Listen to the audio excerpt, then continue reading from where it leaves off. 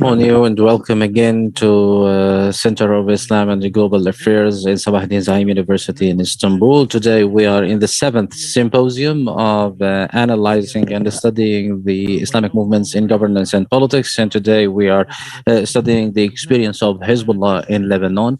This morning we had the first session of the symposium, and now we are in the second session.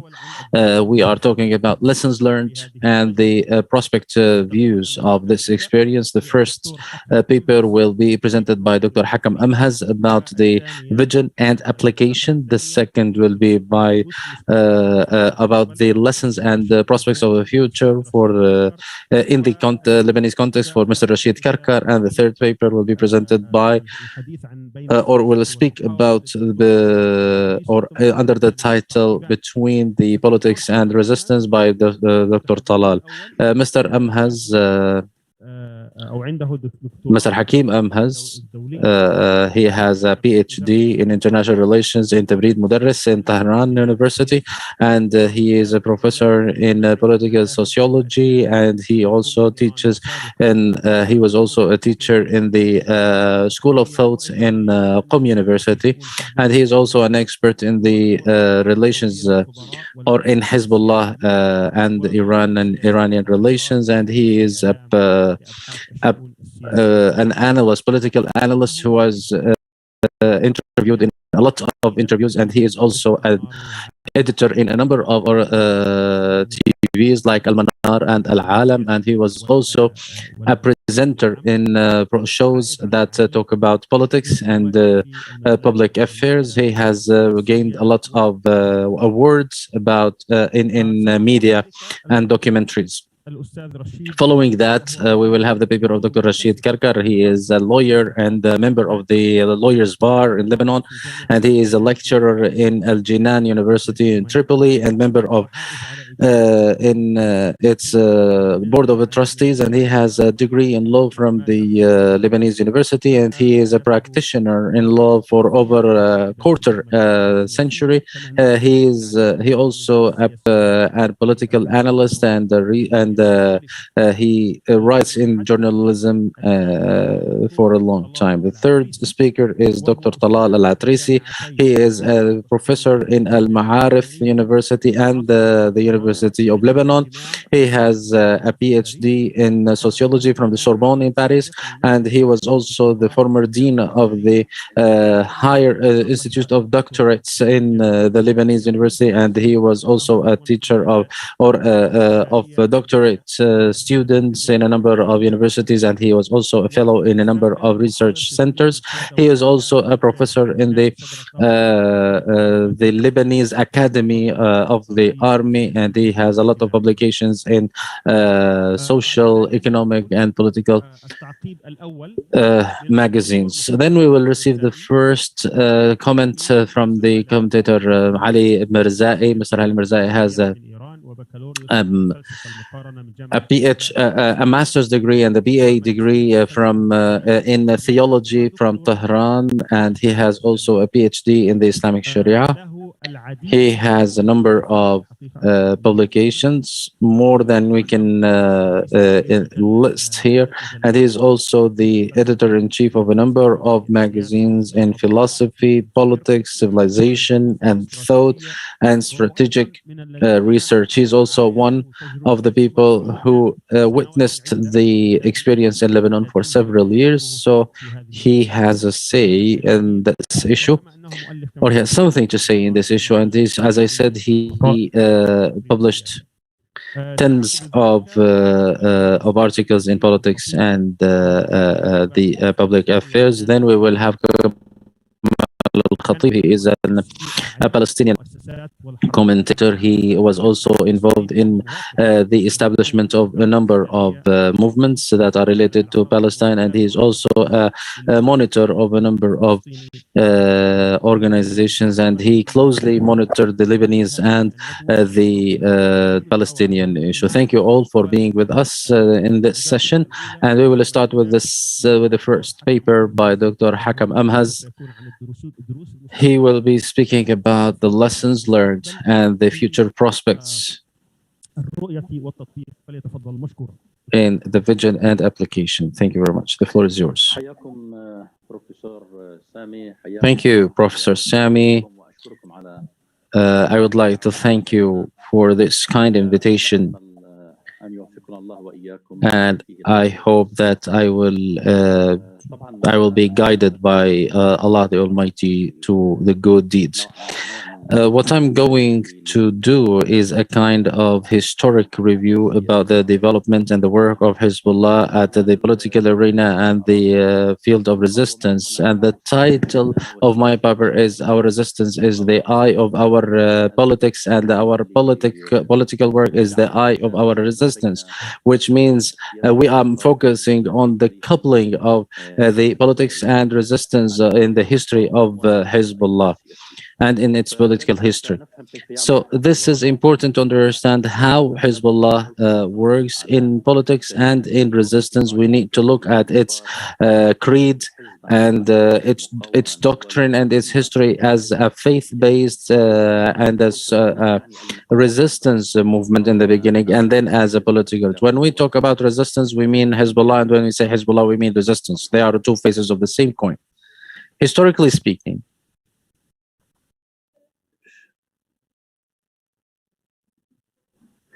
historically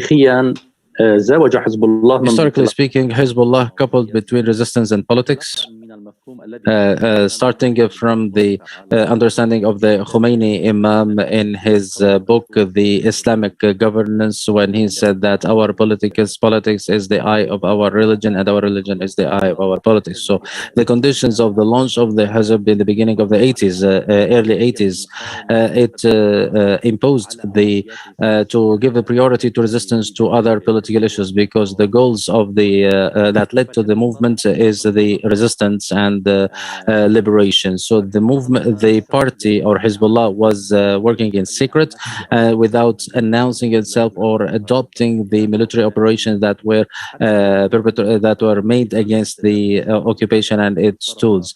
Afterwards, it started to build its own structures, and it put the strategic military plan to face the occupation and to mobilize people around it and to provide the equipment and to build the military points in the south and the training areas in Al-Biqa and the entrenchment in the mountains, and to provide the military training in order to be to excel in resistance. And this is a very important point, which is the education or the education of resistance to the mujahideen or the fighters, because he said that the fighter that is unaware, if they take the rifle and fight to your side today, maybe he will point it at you tomorrow.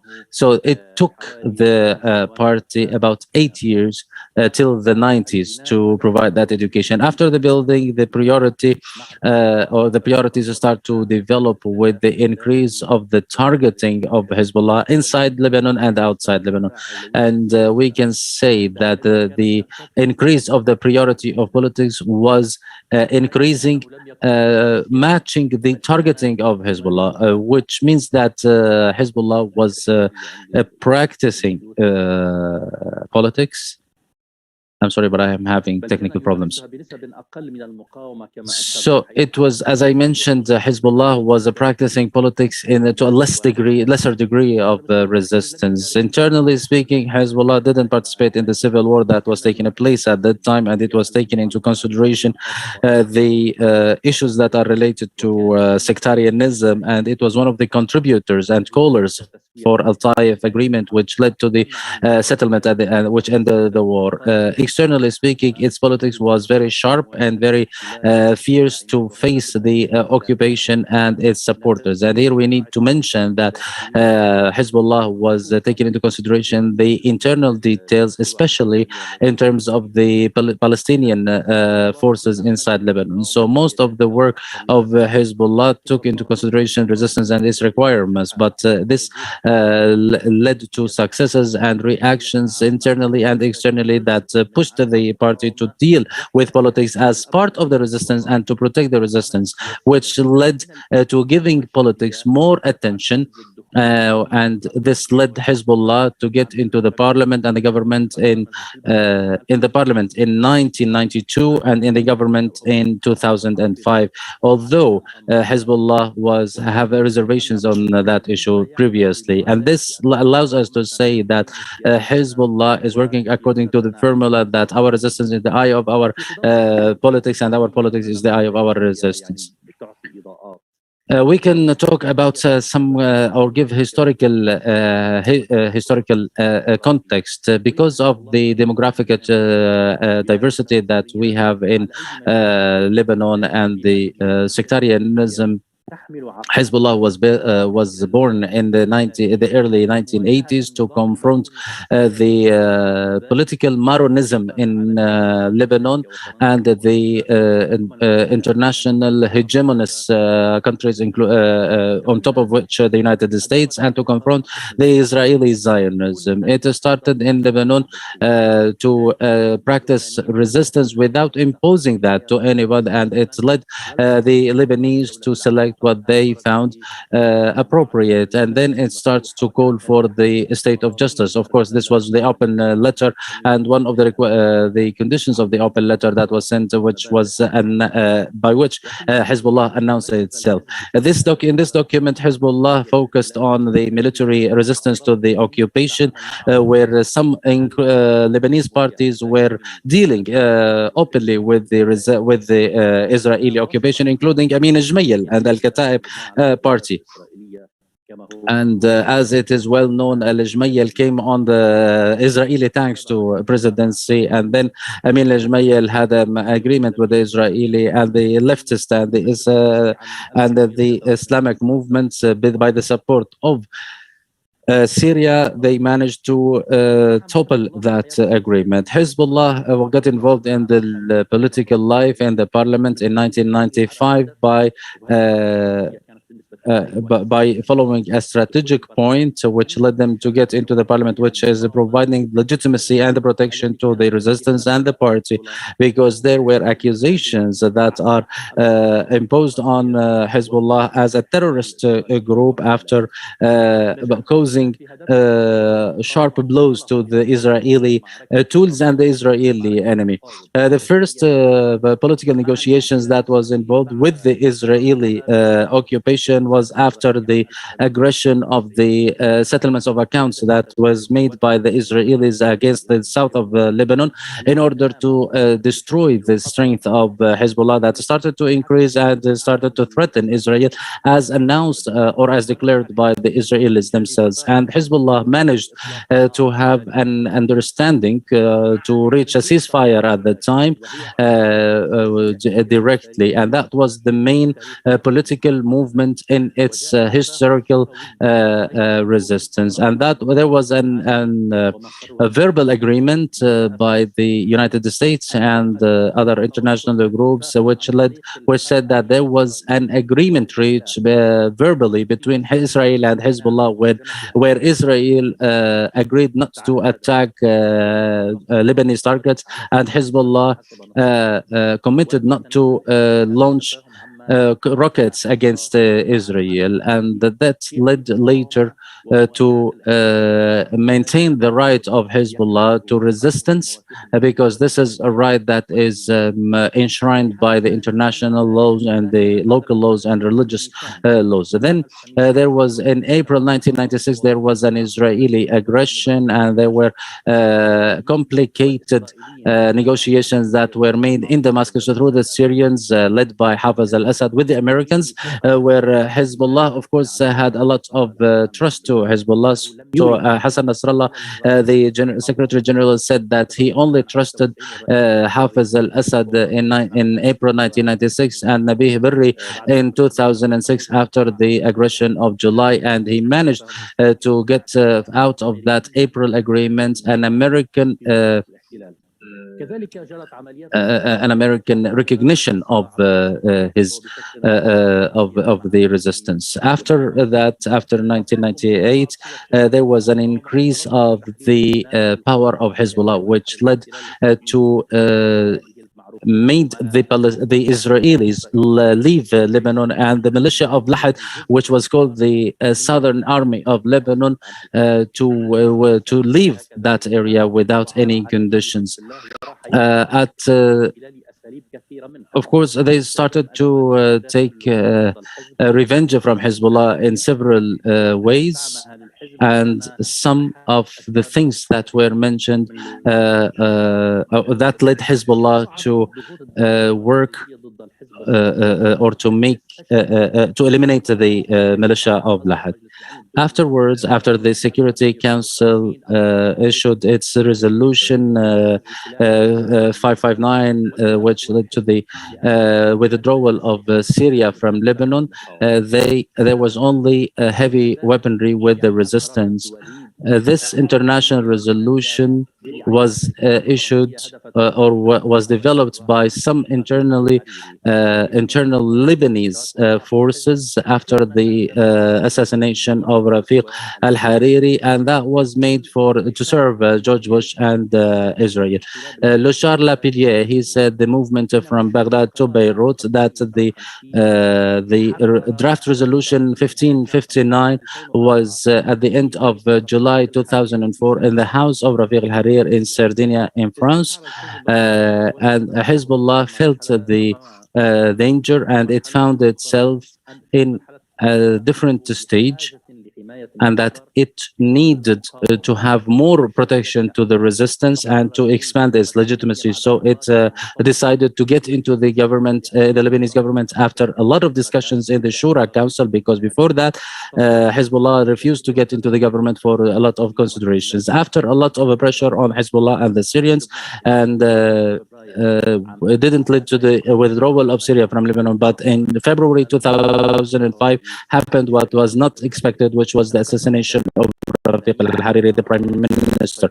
There was a region in Lebanon, of course, between the 8th of March, which are loyal to Syria, and the 14th of March, which were loyal to the West. And there were the politicized investigation that were led by Detlef Millis that was not fair. There were Syrian officers who were accused of the assassination, and in addition to those accusations, there were a lot of pressure put against the Syrians. So the Syrian forces left Syria, and there were 4 officers, Lebanese officers. They were imprisoned under these accusations, and after 4 years, they were released because no enough evidence was found against them. The background of everything that is happening was targeting the resistance and removing its weapons. So the Hezbollah felt the threat, and they were right in this in their feeling, and they were the sectarian tension were increased against them. According to that, Hezbollah started to, or Hezbollah made alliance with the Amal movement, which was in alliance with Saad al-Hariri, and Saad al-Hariri got the majority, and Hezbollah participated in the government of the ally of al-Hariri, Mr. Saniura, and who participated in the escalation against Hezbollah, and they tried to diminish the escalation against Hezbollah. So the members of Amal resigned from the government, and Saniura found it very possible to accuse Hezbollah of participating in the assassination of Rafiq al-Hariri, and this is something that is rejected by Hezbollah and Amal. And under this tense situation, the aggression of June or July 2006 took place. So this party that is against Hezbollah decided to confiscate the weapons that were headed to Hezbollah in the south, and Saudi Arabia, with its tools in Lebanon, wanted to destroy the Lebanese resistance. And the WikiLeaks documents showed that Al Faisal of Saudi Arabia wanted to destroy this resistance and supported Israel in order to make that the role. And it also exposed the role that Sanura played. Hezbollah also played or took followed the policy of de-escalation inside Lebanon, although it knows the pressure that is played against Hezbollah inside Lebanon and outside Lebanon. Hassan Nasrallah didn't want to have an internal war or a civil war inside Lebanon or to escalate things, especially that the sectarian war was, or the sectarian tension was at its peak. So he decided to be patient. However, the some of the some of the parties inside Lebanon thought that this patience is weakness. So Sanura and his team wanted to eliminate the Hezbollah by the war, which hasn't been achieved by Israel.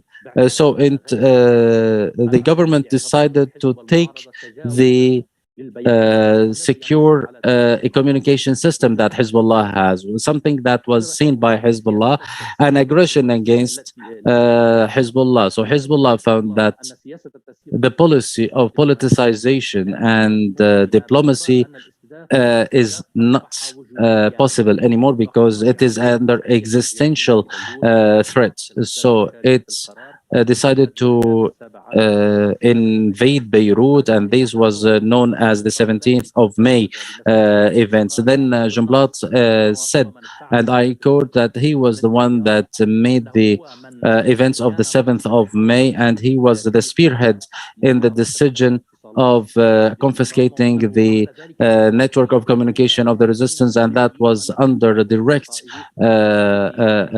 incitement by the Americans, and he confessed this mistake, and this is something that was aired by in audio-visual means.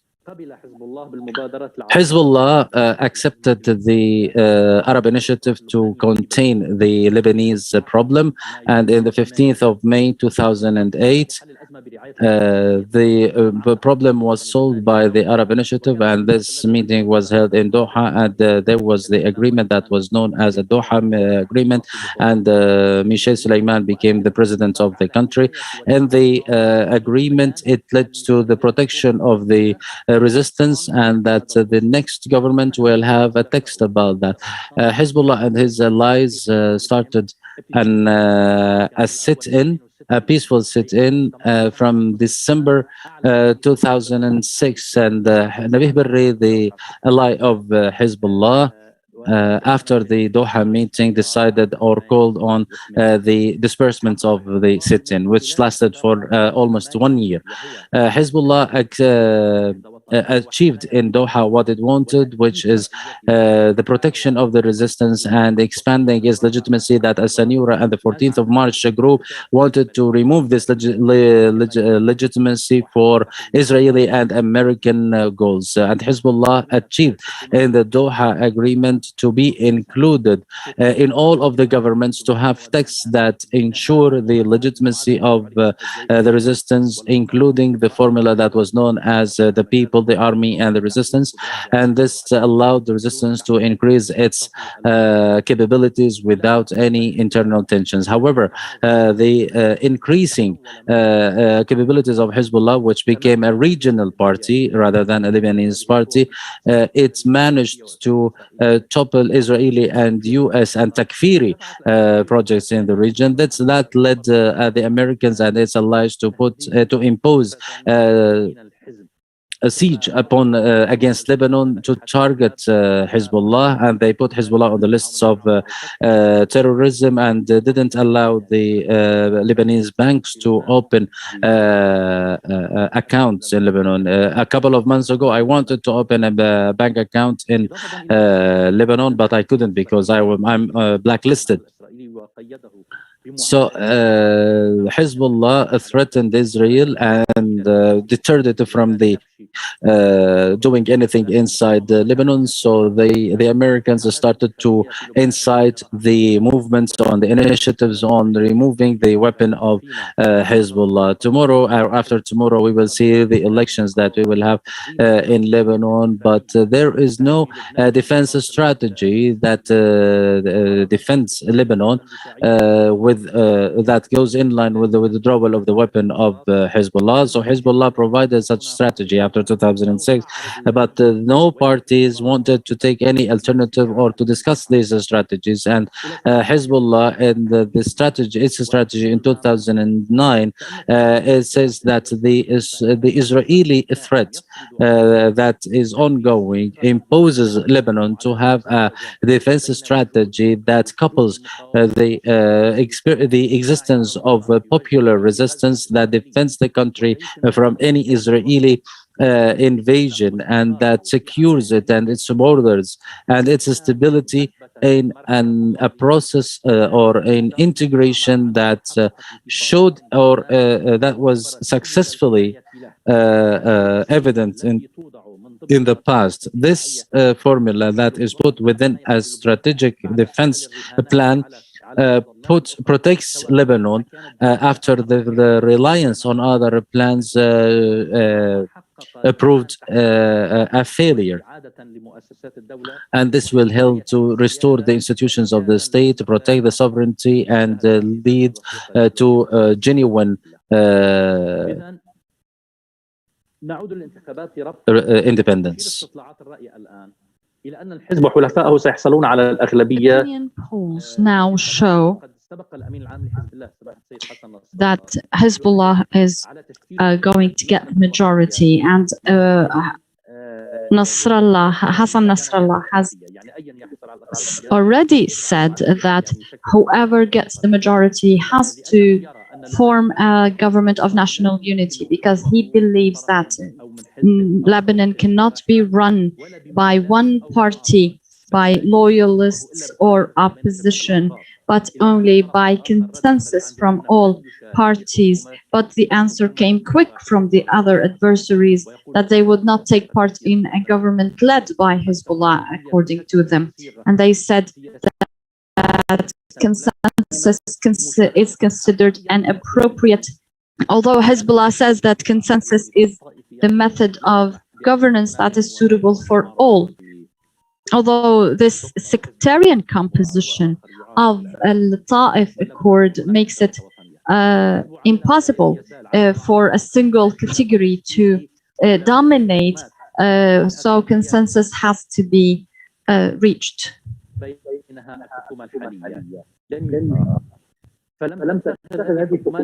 The various governments that were formed by support of Hezbollah did not provoke anyone and took no decisions that were provocative, and tried to maintain civil peace. And sometimes the critical and precarious political situation in Lebanon was given a priority over even resistance considerations. In that case, Hezbollah gave precedence to maintaining civil peace. For example, a fighter from Hezbollah was killed by Israeli forces in Syria. Hezbollah decided to respond, but because of the protests at the time, the so-called the October protests and the depreciation in the Lebanese lira, Hezbollah postponed and delayed its response. Also, in terms of its alliances, it allied with Nabih Berri and created a very strong alliance. And resistance was the banner of the understanding with the Lebanese national movement, which is a Christian majority movement, and it created an atmosphere of coexistence and civil peace. Although we have to say that one of the issues with the Senura government was the rejection of a Senura of one of the ministers offered by that Christian movement. Hezbollah, as acknowledged by friends and foes, has been an honest political actor. If we quote Mr. One of the workers with Samir Jaja, she called me and said she congratulates Michel Aoun and the National Free Movement for holding this agreement and alliance with Hezbollah, because Hezbollah is loyal and faithful. So no one can undermine the credibility of Hezbollah. And we have to mention that even the former Israeli Prime Minister Ehud Barak, when Hassan Nasrallah declared the imprisonment of an Israeli officer and asked and a journalist asked him that I asked Ehud Barak about this prisoner at the time. He said, we don't know about this, but we know that Hassan Nasrallah does not lie. So this credibility is acknowledged by friends and foe. That's why when Hezbollah is targeted, it is targeted politically and cannot undermine their credibility. And this is related to their to Hezbollah's religious conviction that does not allow for lying. In Hezbollah's understanding of a homeland, it is one Lebanon, unified in terms of territory, people, and institution, and we refuse any division or federalization that is explicit or implicit, and we want it strong and sovereign and a contributor to the present and past and future of the region. Dr. Hakam, you have 3 minutes. Yes, I'm almost done. Given that the formula of Hezbollah is to protect resistance and Lebanon, it decided to engage in Syria to overcome the Takfiri groups that were supported by the US and that constitute a threat to resistance. And some of those Takfiris responded by occupying Arsal in Lebanon and bombing and targeting certain areas, Muslim, Shia, Sunni, and Christian. The Hezbollah is faithful to the Palestinian cause, adversary to Israel and the support and its US backer, and would not let go of this rightful cause. And Hassan Nasrallah said more than once that he was offered by the US billions of dollars and writing off the debt of Lebanon, etc. But in return for giving up the arms of Hezbollah, and he refused. This Hezbollah, contrary to modern politics, does not lie. On the other hand, it has given all of its interest and focus over the past period to resistance without paying enough attention to internal affairs, economics, etc. So it did not try to get important ministries, but wanted to have ministers in the government to protect resistance, to know what's going on within the government, and to. But if they took some service provision ministries, they were very great contributors. For example, the last Minister of Health under the Corona pandemic was quite creative, as acknowledged by all. The same applies to the Minister of Labor, and they have Hezbollah ministers have never been accused of corruption, and at most it was accused of covering up for corruption. That's by its adversaries. This is a brief overview of Hezbollah, but you surely know that talking about Hezbollah requires much longer time. Thank you so much, and I hope I have been successful in presenting my topic. Thank you so much, Dr.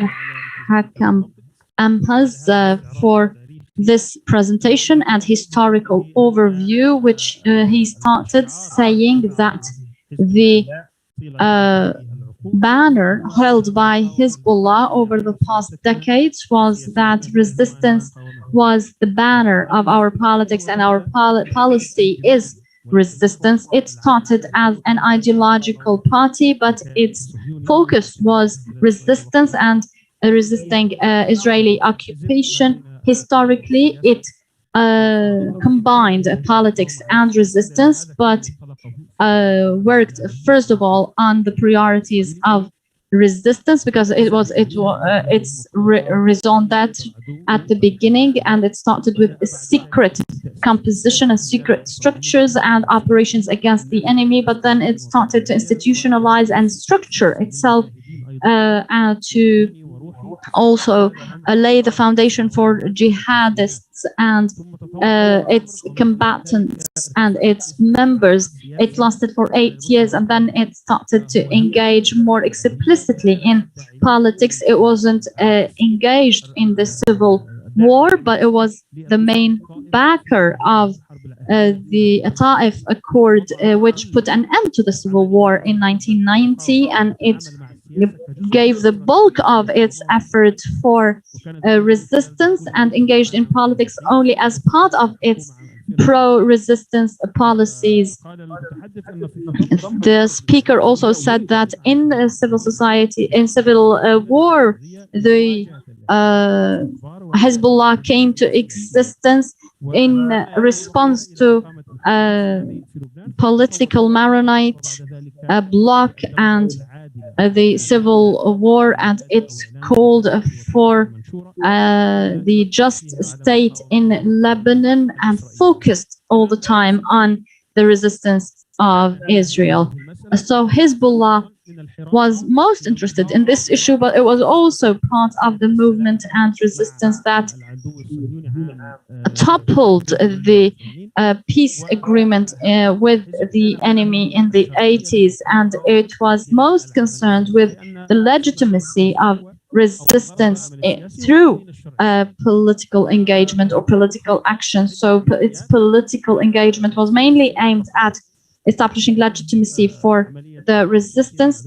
It engaged in negotiations with the enemy in 1993 after its presence threatened Israel.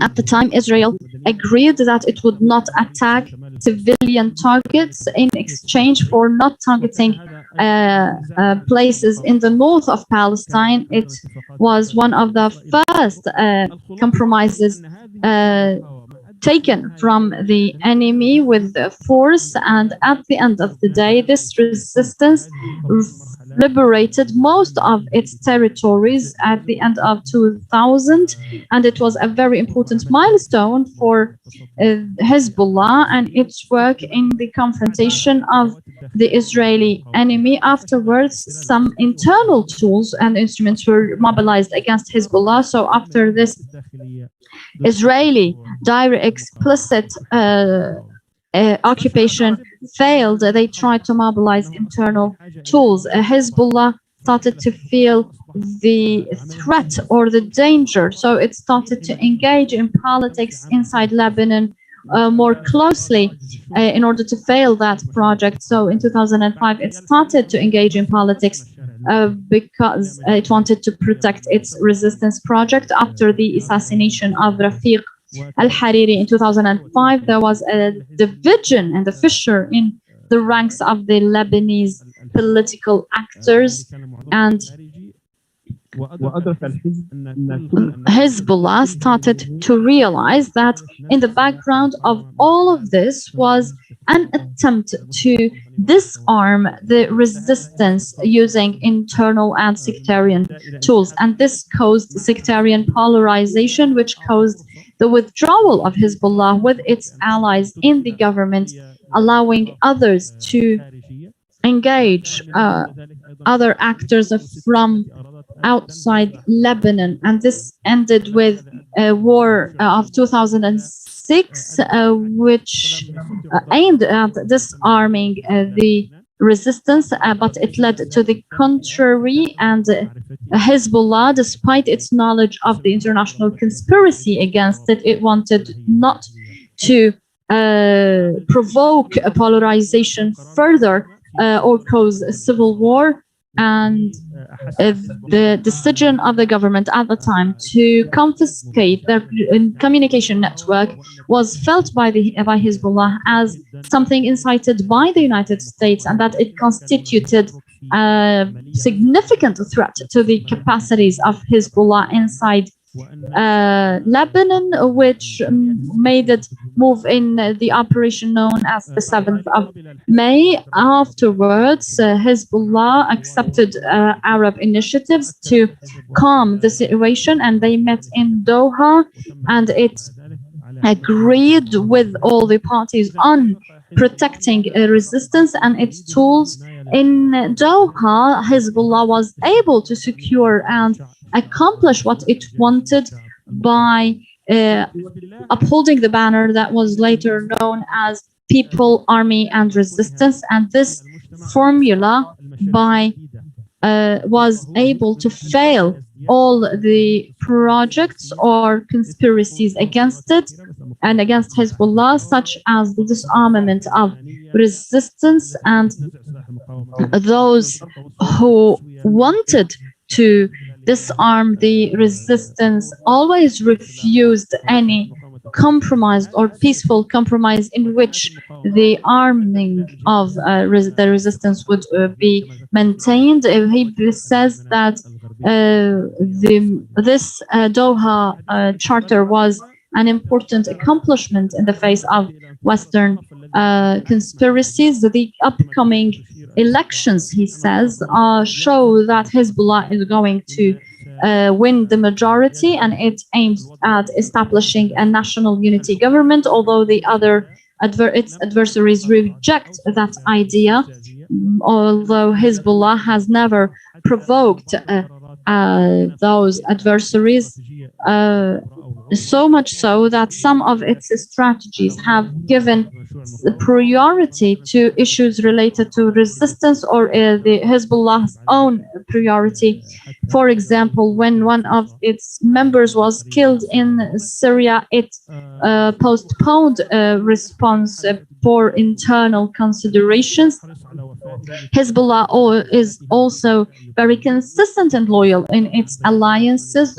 For example, in its alliance with the National Free Movement of Michel Aoun. So Hezbollah is working on the protection of Lebanon as well as the resistance.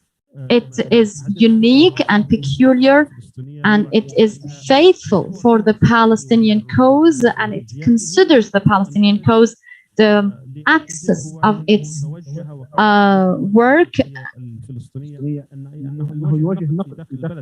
and it is criticized for giving this priority at the expense of service provision or internal Lebanese issues, which probably the Hezbollah does not deny. Now we move to the second presentation. Mr. Rashid Kirkar, please go ahead. Thank you so much, Dr. Sami. First of all, allow me to start my presentation with deep thanks to the organizers from the Center of Islam and Global Affairs in Sabah ad-Din Zaim University, particularly Dr. Sami Al-Arian and Mr.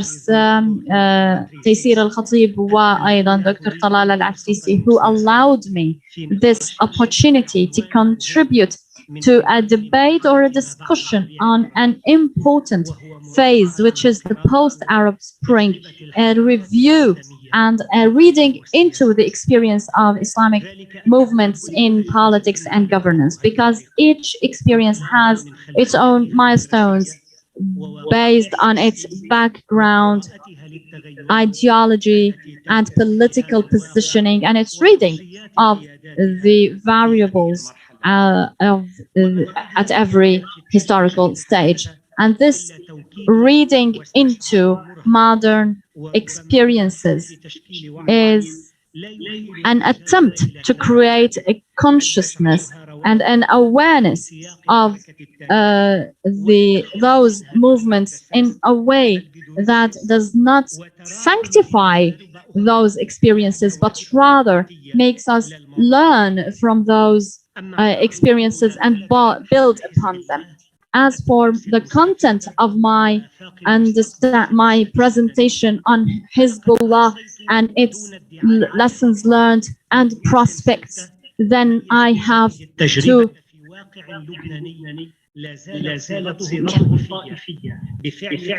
start talking عصية على الكسر أو حتى الاختراق. لنبدأ بالدروس المستفادة.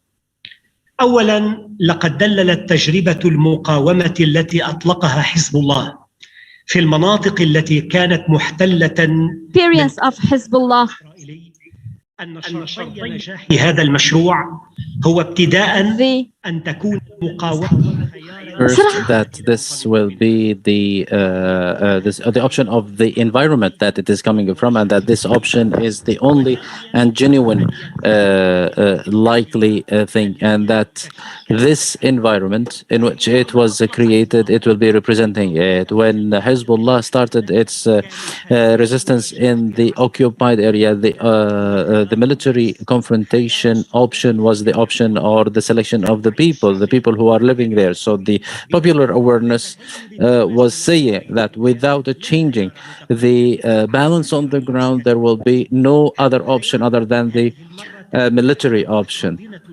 This option was made by the constituency because it came from the villages and towns that were occupied, and it was composed of the young and old people of those areas. So this engagement wouldn't have been achieved to other resistance groups, that is across sections, across sects and across geography in Lebanon. So this constituency had the opportunity to grow for two reasons. The first reason is putting a framework for this resistance framework in a direct goal, which are not a floating idea, which is liberating this farm and this village and that town, and linking that with the education through health institutions, educational institutions, cultural and military institutions. And building these institutions was a decisive element for the success of this experience for two reasons. Because it was the decisive element to build this resistance culture, and because building institution is an indicator for the growth of اللبناني. فهو ببنائه لهذه المؤسسات استجاب أيضا لشرطين: شرط تعميق الوعي بثقافة المقاومة كما أسلفنا، وشرط تصريف هذا الصعود في الحضور السياسي للمكون الذي ينتمي إليه في إطار التوازنات الداخلية في لبنان. وحزب الله هنا، وباعتبار أن الطائفة الشيعية تأخرت نسبياً في بناء مؤسساتها، يعد مساهماً مؤسساً في إطلاق بنية مؤسسات طائفته. والعنصر الآخر الذي عزز من تفاعله الإيجابي مع حاضنته هو إدارته التنوعات السياسية والفكرية داخل المكون الاجتماعي الذي ينتمي إليه بطريقة لا إقصائية، فرعى كل أشكال التنوع داخل مكونه الاجتماعي السياسي منها والفكري.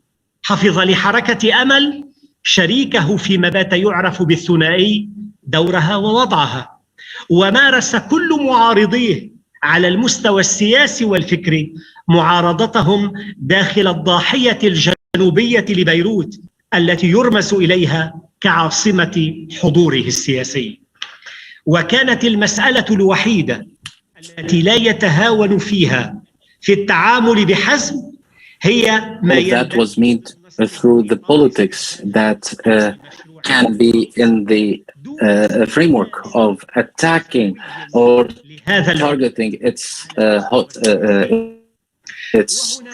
resistance project without having any impact on the political issue. And here it is very important to point out that the problem of or targeting its Islamic project is linked with the victory that was made by the Islamic Revolution in Iran against others.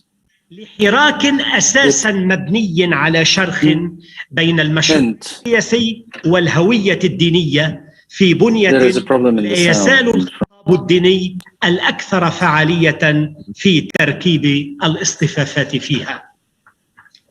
ثاني الدروس المستفادة هي أن حزب الله أحسن The second lesson was that Hezbollah worked well to manage its relations with regional alliance in the most difficult points, which was the point of the partial division or separation of the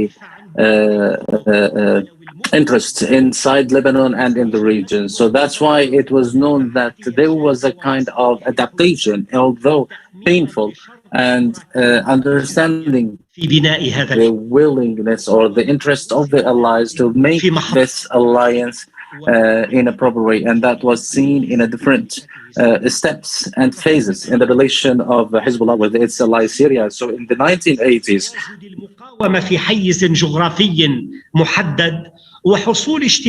as Syria was committed to limit the presence of certain points, Hezbollah maintained the strategic agreement with it to continue the resistance against Israel over or giving that priority over any internal infights that might take them. And until now, this is, regardless of the experience of this movement, when the incidents happened in Syria and out of the accumulation that we mentioned, the Hezbollah stood to the side of Syria and it made this decision based on the same goals that it made in the 80s, which was the protection of the resistance. What I mentioned leads us to the conclusion that alliances are built on strategic points, and when these bases are found, it is very important to show them, even if that means that there are interests for the achievement of the strategic interests. The third lesson learned is that managing the relation with the Israeli enemy or any other enemy in our countries and in our situation under this dominating international world order has its own formula. That's why Hezbollah managed to do the work on the theory of the strategic hedging. And this is a sequence of finding different political options that aim at finding different options in the uncertainty and major threats that are found. And this is to put or to gamble on the political differences according to the realities that are present. And this theory means that there is two kinds of the balance, the soft balance and the hard balance. And Hezbollah made sure to have its options on all kinds of balance. So when it planned to liberate the occupied borderline, it made sure to take out all the tools that allowed the Israeli enemy to maintain that border. So it made the liberation of that borderline a reality that only takes time to take place. Most recently, taking or occupying, equipping Hezbollah with the modern issues, including the drones. It was a very important strategic selection in order to make sure that it is able to work in the current area. In addition to maintaining that balance, it worked on the soft balance, and it didn't breach the resolution, the international resolution, but it made sure that it will have the possibility to undertake its own work. This performance made it as a political or terms of reference that is working according to a strategy that is not reactionary and is not responding on emergency matters, but it is a planning and it has a strategy. The fourth lesson is the special charisma or the charismatic character of the Secretary General Hassan Nasrallah.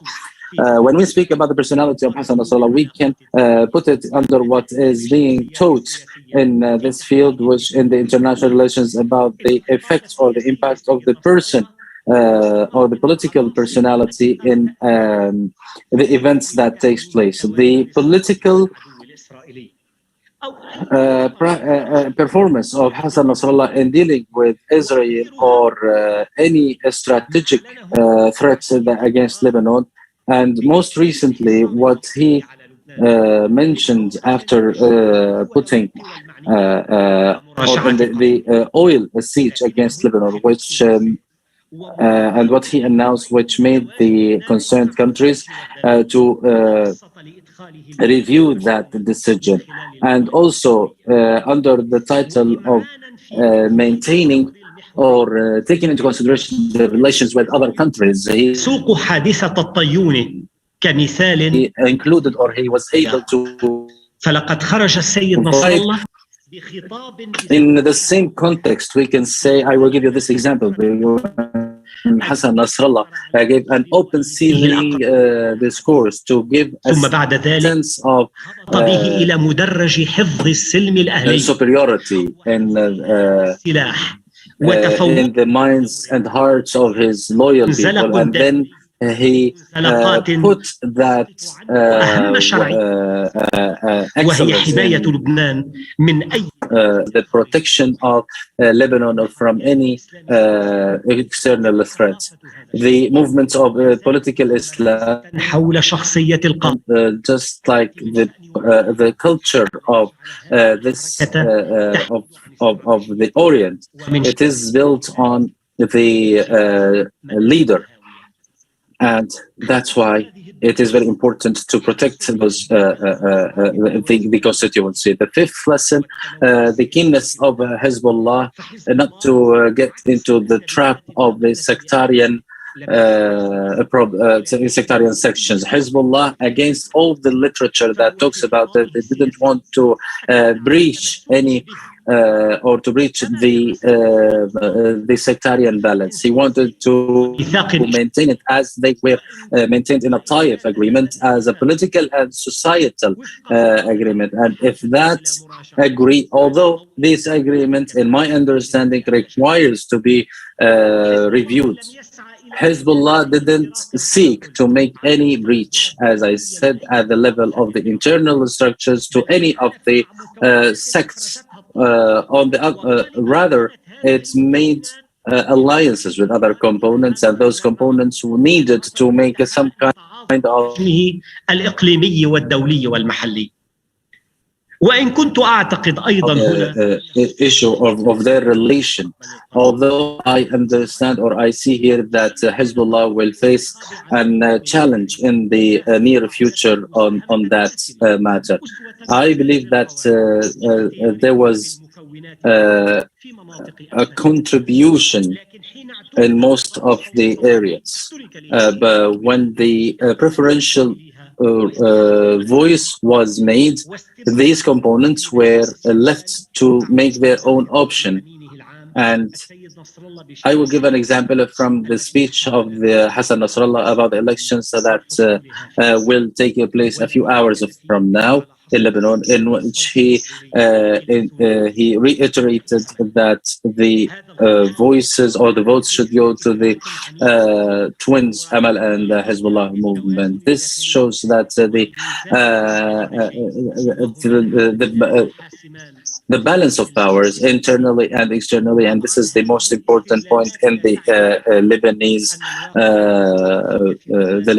scene. This doesn't mean at all that the sectarian scene in Lebanon doesn't allow any horizontal alliance at the cost of the vertical alliance, but this should be made within consensuses. And the final, I will conclude those lessons with what I consider special or specific to the to Hezbollah in its society. Although it was keen on spreading its own religious experience or religious culture in its constituency, but it didn't want to make any kind of behavior or social relations in its in areas where it's functioning, or any futile discourse between the past and the current time in order to lash the current time. Why is that? Because it's built on the experiences of the Islamic movements in the Arab world, especially in the time of their weakness, in order to make or to give a priority to the obedience of the elements of the Hezbollah over any other thing. And also in this movement, these movements didn't want to make the present to as a different level of accumulation, but actually it's made a breaking up with the current time or with the present in a matter that is out of any historic context. This distinguished focus of Hezbollah on the political and economic or in the social aspect,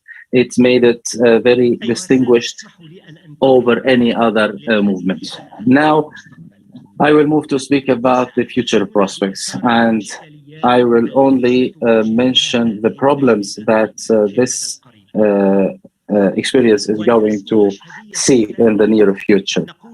In what we see, we can say that the the political deadlock in Lebanon is at its peak, and there will be this is a problematic, and the regional alliances or balances are changing, and we see major countries that have been taken out of Lebanon to the benefit of other countries who were players in Lebanon, and this also shows a genuine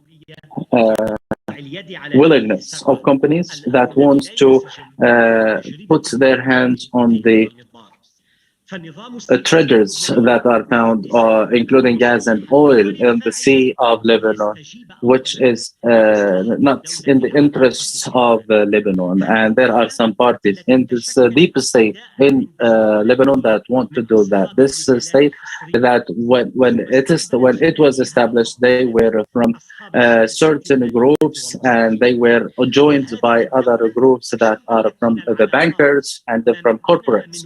And this deep state made relations that allowed it or allowed them to control all the economic sectors and all the تعرضت مكونات هذه الدولة العميقة لتصدعات كبرى واهتزازات هيكلية. Recently, the components of this deep state have been shaken because of the economic problem. First, because of its the economic siege on the country and because of their weakness. And they want to put their hands on the oil and gas, not by proxies as they were, as the usual practice is. Those proxies have made everything that is possible to play that role in the oil and gas industry. Now, we have a question here. Where is Hezbollah in this conflict? Is it with the forces or the internal forces that are trying to that are taking the shape of defending the interest, or it is going to take the precise or the very critical sectarian and religious understanding or considerations that will prevent it from taking any action. It is well known that the different sovereign presence is the beginning of any change in any state or any and its institutions. It is a genuine revolution that established building a new constitutional and state structure. So how Hezbollah is going to approach this issue? Is it going to seek to call reconsidering the military and security institutions in Lebanon based on its obvious advancements on other components, or is it going to look for a framework that will include Hezbollah in the military structures, and that will lead to another foundational question? Is Hezbollah going to have a liberal democratic system or a popular democratic system that includes or that covers some of the demands, or is it going to defend the political sectarianism, or is it not going to be able to make any change in the institutions and in the country? Also, how Hezbollah is going to manage its alliances through its internal relations, the regional alliances. Is Lebanon, that was the first country where the United States intervened militarily in the Middle East,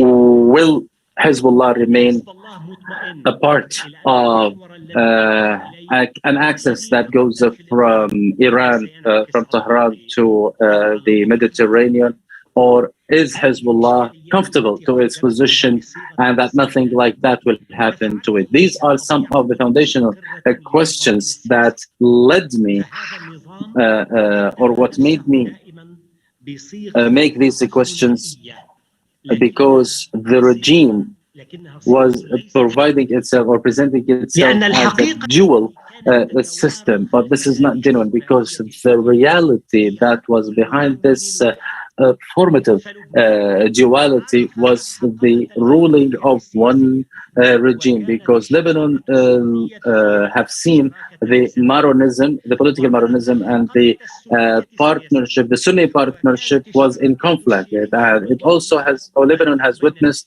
the Sunni government, but it was also and now we are about to witness the period of the Shiaism. Shia political domination, and I believe that the resulting fragmentation and the ongoing regional negotiations are going to leave direct impact on this outcome that I have outlined. That's why I have highlighted those challenges to start a rational, calm discussion to offer answers to those questions. Thank you so much for listening, and peace be upon you. Assalamu alaikum. Thank you so much, Mr. Rashid, for this outstanding presentation. Mr. Rashid pointed out the importance of reading the experience of political Islamic movements, and it is necessary to create awareness and consciousness of the political situation of those movements in the region, and that the lessons learned from Hezbollah are 6, according to him. The first is that the resistance experience in occupied regions requires 2 prerequisites for success. First of all, that the resistance is the choice of the constituency, and that it is deeply rooted with the constituency. So without changing without creating that balance, it would not have persisted. And that's why it was important to raise awareness in the constituency and among the public themselves for the resistance movement to continue. It seems that there is some noise coming from an open microphone. So could you please mute your microphones? Can you mute everybody? Okay. There were 2 things he mentioned. First of all, the establishment of a collective awareness through which awareness and educational institutions would be established to support resistance and the military option. It was essential to create the responsiveness to those institutions and this resistance, and Hezbollah was a pioneer and a leader in providing and establishing those institutions which were not exclusive and created good governance for its presence in Lebanon. Also, the question of identity was important because it was a religious identity.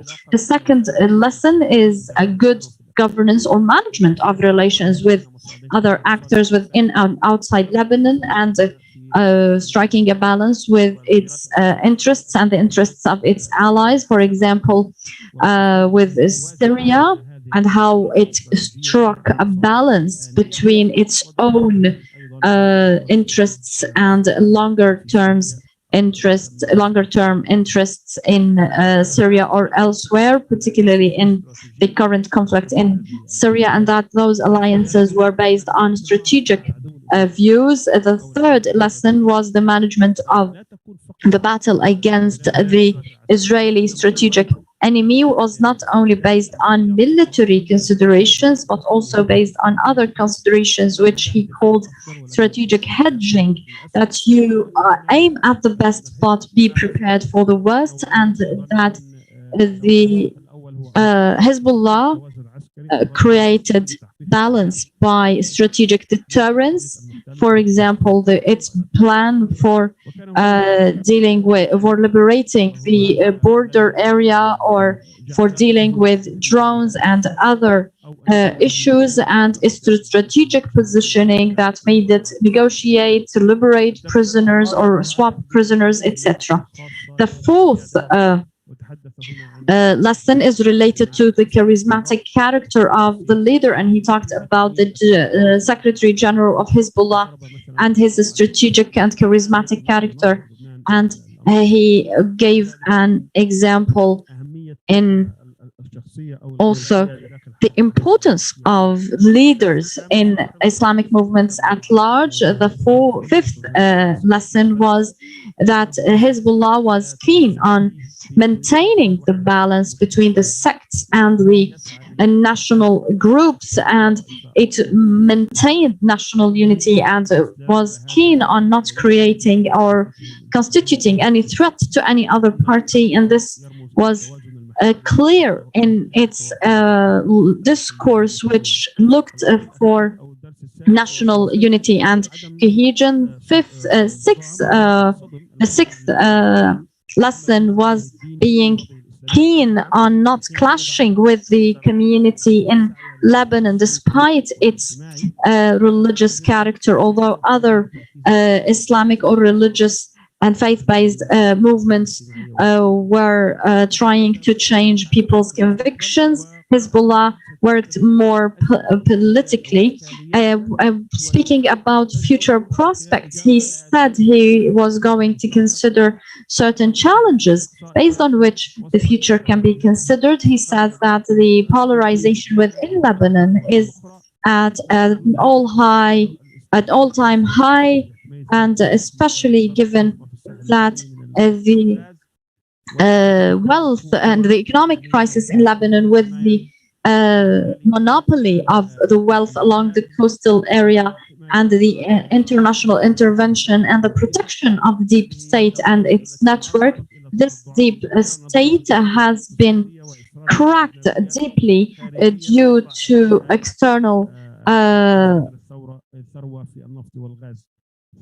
interventions and trying to take hold of gas and oil.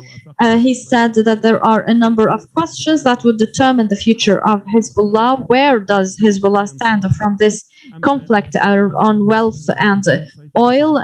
Would it be part of this conflict? Would it take domination? How would Hezbollah approach this question? Would it request a restructuring of security agencies? Would it create a new, or seek to create a new democratic governance system that maintains the deeper state? How will it govern and manage its regional alliances? Those questions take us back to talk about the political Maronite and the other political partnerships in modern Lebanese history, where the Maronites allied with the Sunnis, and there was a conflict, and the Sunnis allied with the Shia, and there was a conflict, and now we have to answer those questions in order to determine the horizon and future prospects of Hezbollah in Lebanon. Now, we thank you, Mr. Rashid, and now we move to our last speaker, Dr. Talal Al-Atrisi.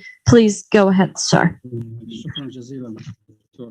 Thank you so much, Dr. Sami Al-Aryan. Thank you all the previous speakers who offered many details and information.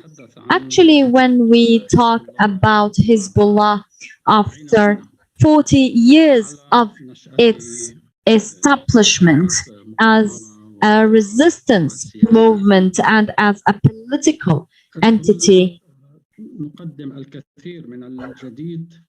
we may offer little by way of new things, except for how it dealt with new regional transformation and other changes. This is an experience we have lived through, and which has been the subject of many articles, books, and studies all over the world, in the Arab world and internationally and regionally, by academic or political entities. And we read and are aware of many of those books about the environment of Hezbollah, the doctrine of Hezbollah, the code of Hezbollah, how it operates up till now. This is an open question. Where can we start in terms of studying this phenomenon? Around this question, the relation with politics. First of all, Hezbollah stands out from other Islamic movements in an important foundational and essential issue, which is that it started as a resistance movement, and then it declared itself as a political party after years of operating as a resistance movement.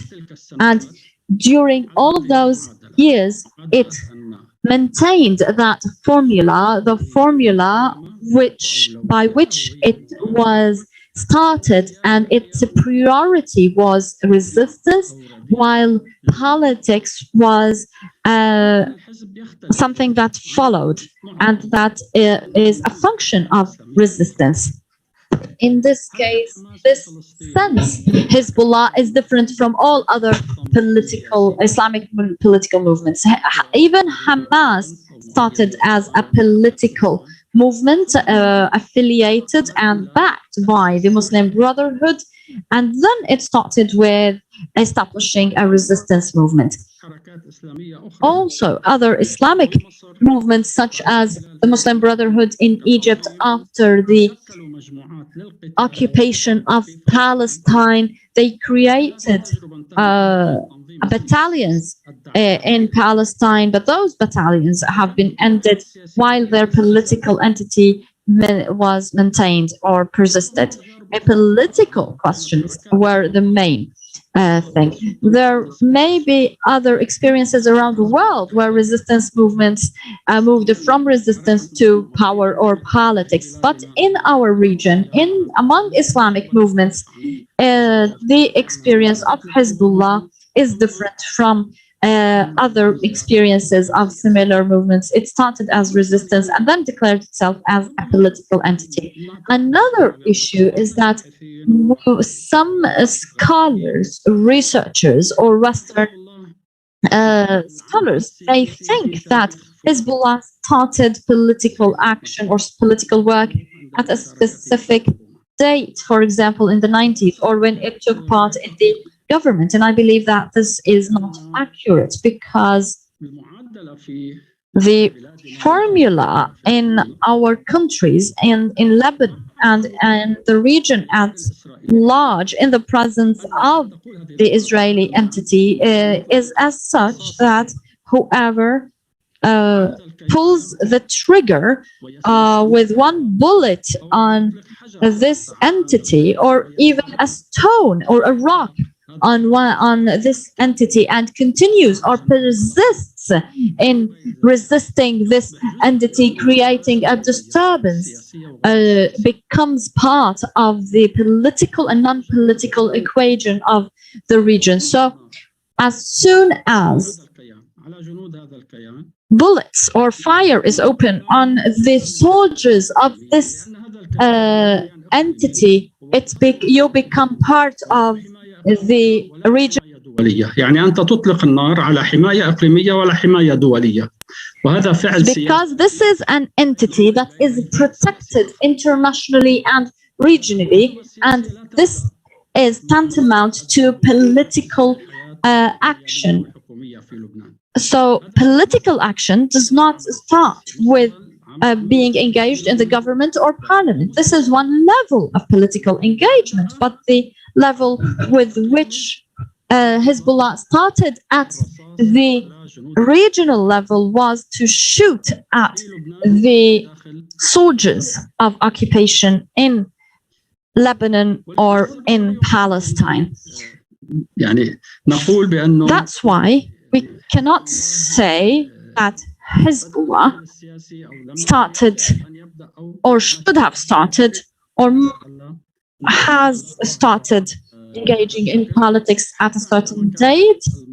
I don't believe so. Even when the Palestinian resistance was in Lebanon and it was shooting or opening fire or shooting rockets at the Israeli entity, regardless of the effectiveness, regardless of the conditions, Abu Ammar was a main personality or figure at Arab levels, and everybody who would visit Lebanon has to visit and see Abu Ammar. So he was a leader of Palestinian resistance who had a regional importance and character.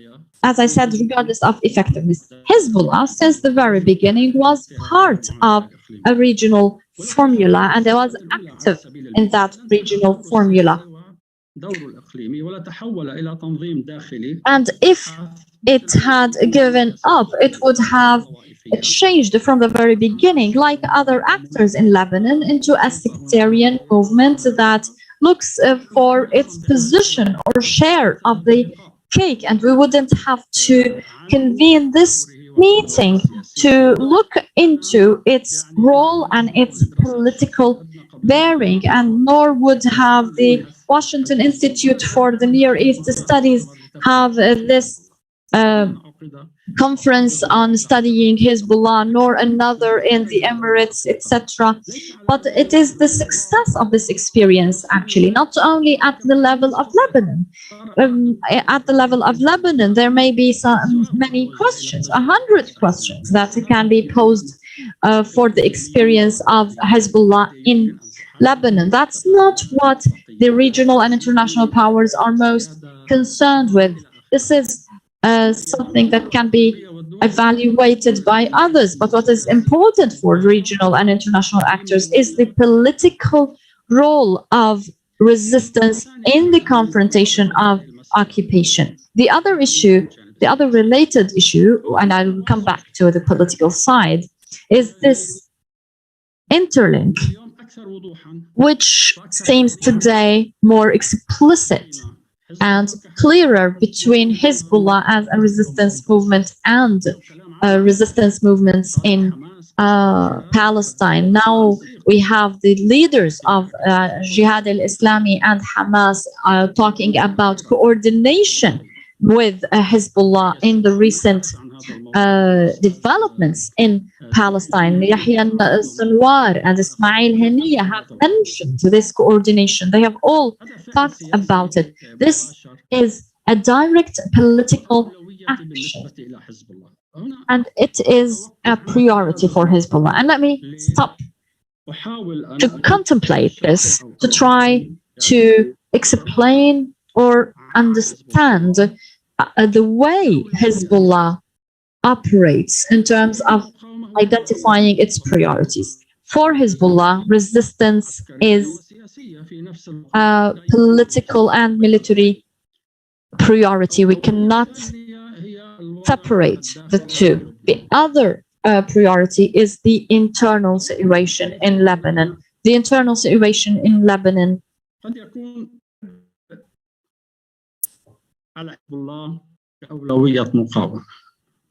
it may be with the priority of resistance for Hezbollah. This is no rocket science. It's no secret that this is a priority, because in all of its statements, its policies, it says its confrontation with the occupation with Israel in Palestine is a priority, and that the confrontation of American hegemony as well is a priority. Those are two interlinked priorities. If we accept that those two priorities be put in the policies and strategies of Hezbollah, we may start to understand the rest of the policies. Some people in their understanding of the regional policies of Hezbollah do not or disregard this. They see it from a different perspective. They see it from an internal point of view, a local point of view in Lebanon, in Egypt, in Syria, etc. When, for example, the the Egyptian regime was toppled in Egypt, Hezbollah supported the revolution and supported the Muslim Brotherhood. And when the Ben Ali regime in Yemen fell, it also celebrated that because it considered those regimes as a pro-US. But this was different in Syria because it considered this as different. This was the ambiguity about its role or its position from the situation in Syria. Its discretion, it saw that the battle in Syria was different from Tunisia, Yemen, or Egypt because it does not serve the confrontation with the US. On the contrary, it would serve the interests of the US. And this is where it diverged from other Islamic movements and parties, and it was quite a hard entanglement. In terms of the internal Lebanese affairs, I believe she talked about many of the issues I'm going to mention. The priority for Hezbollah over the past years was internal civil peace and stability, and it was ready to offer compromises and concessions to maintain this stability for two reasons. Because it believes that Lebanon cannot be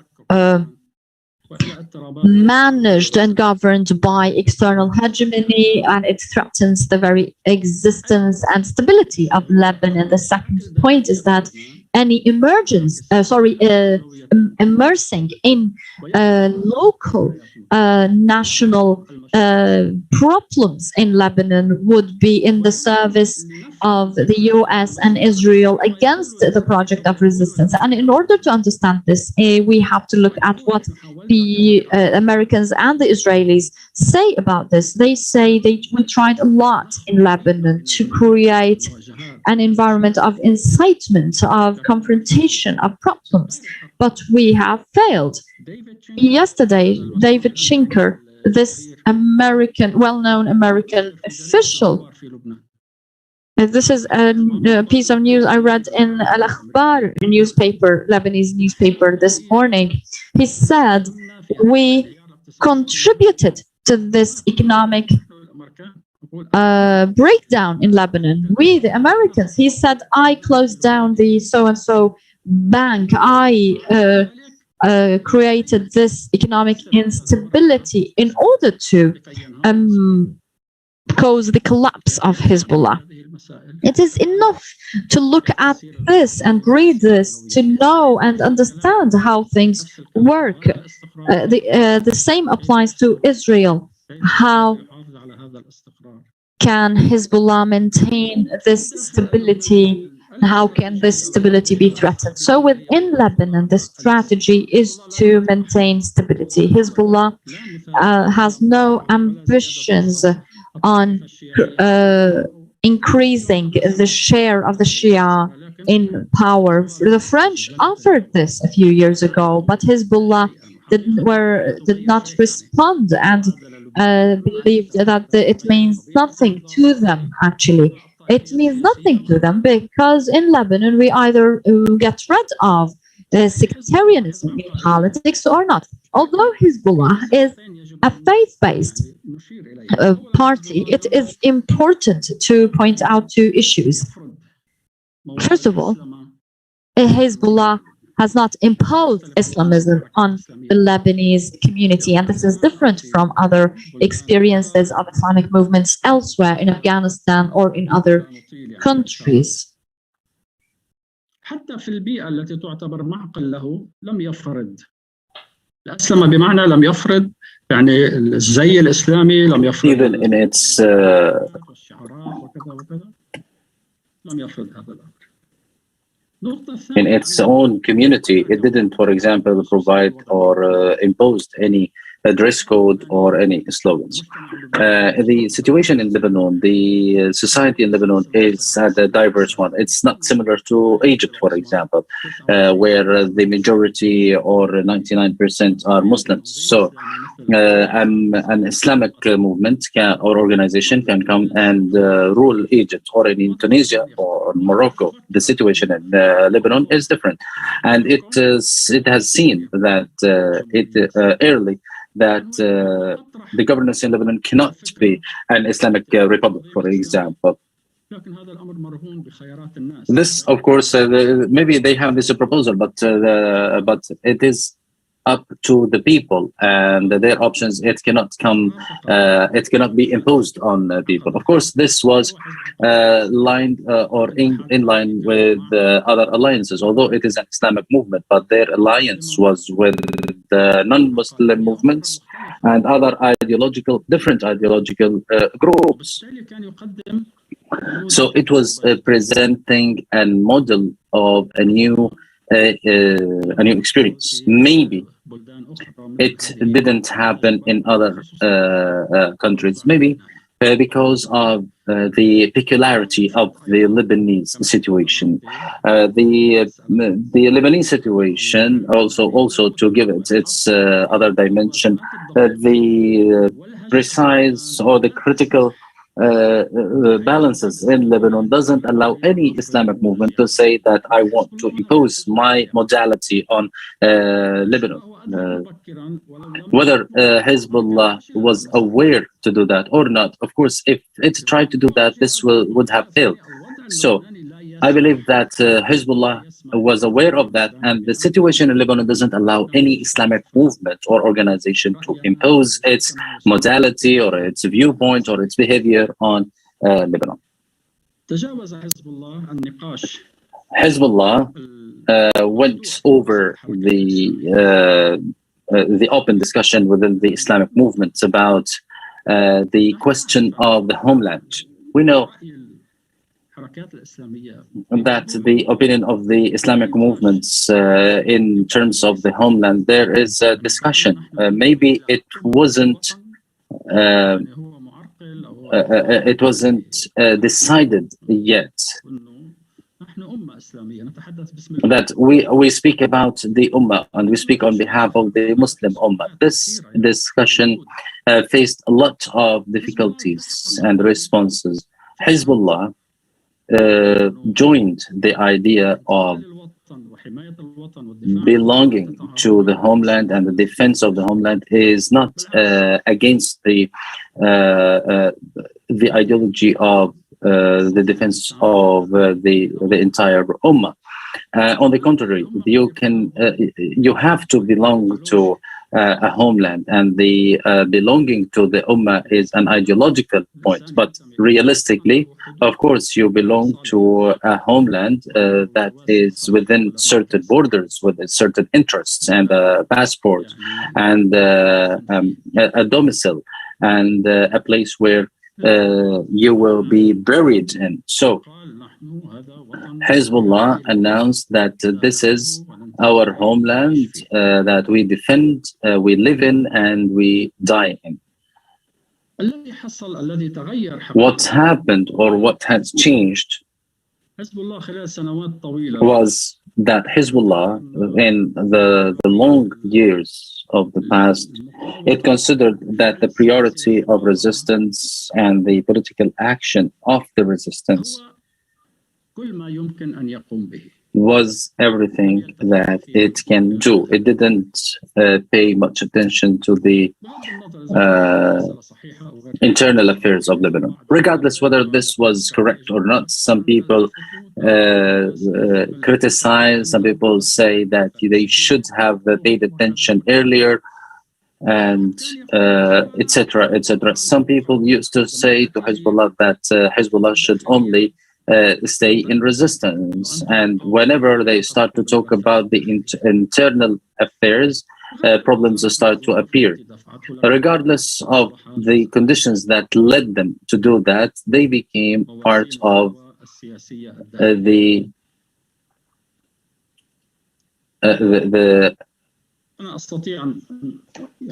balance of powers inside Lebanon. Here I can conclude and say that Hezbollah was keen to have internal balance with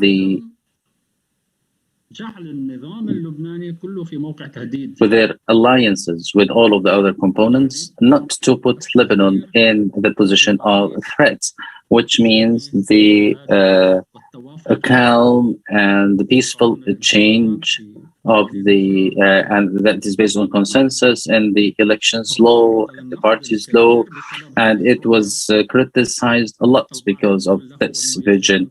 Some people say or tell Hezbollah that it should have toppled this entire system, but it has that's a strategy that we are working for the change, but slowly and gradually. And we don't want to eliminate a type agreement. If all the components agree on that, that's true. We are going to give our envisage about a new model.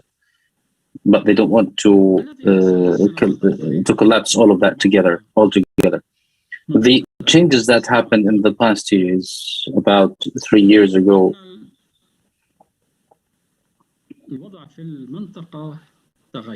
is that the situation in the region has changed, and the situation in Lebanon has changed.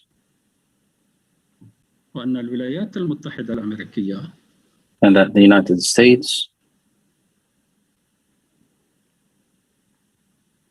كانت خلال مرحلة طويلة for a long time هجومي في المنطقة was on the offense in the region, وكان أحد أهداف هذا الهجوم and one of the goals of this offense was to hit all the resistance movement in the area, whether Palestine or Lebanon or the allies of the resistance, Iran, Syria, and any other country. لبنان ربما يعرف الأخوة Maybe my colleagues know that Lebanon لبنان هو انعكاس لما يجري في الإقليم is a reflection to what happened in the region. وموازين القوى في الإقليم وتفاعلات الإقليم تنعكس على And the balance of powers in the region and the activity in the interaction in the region reflects on Lebanon. And the Lebanese ينجذبون إلى هذه التفاعلات. Are attracted to these interactions. البعض ينجذب إلى محور Some people خليجي are attracted to a Gulf US سوري سابقا access, Egyptian, Syrian in the past, Iranian, and currently. This has always been there in Lebanon.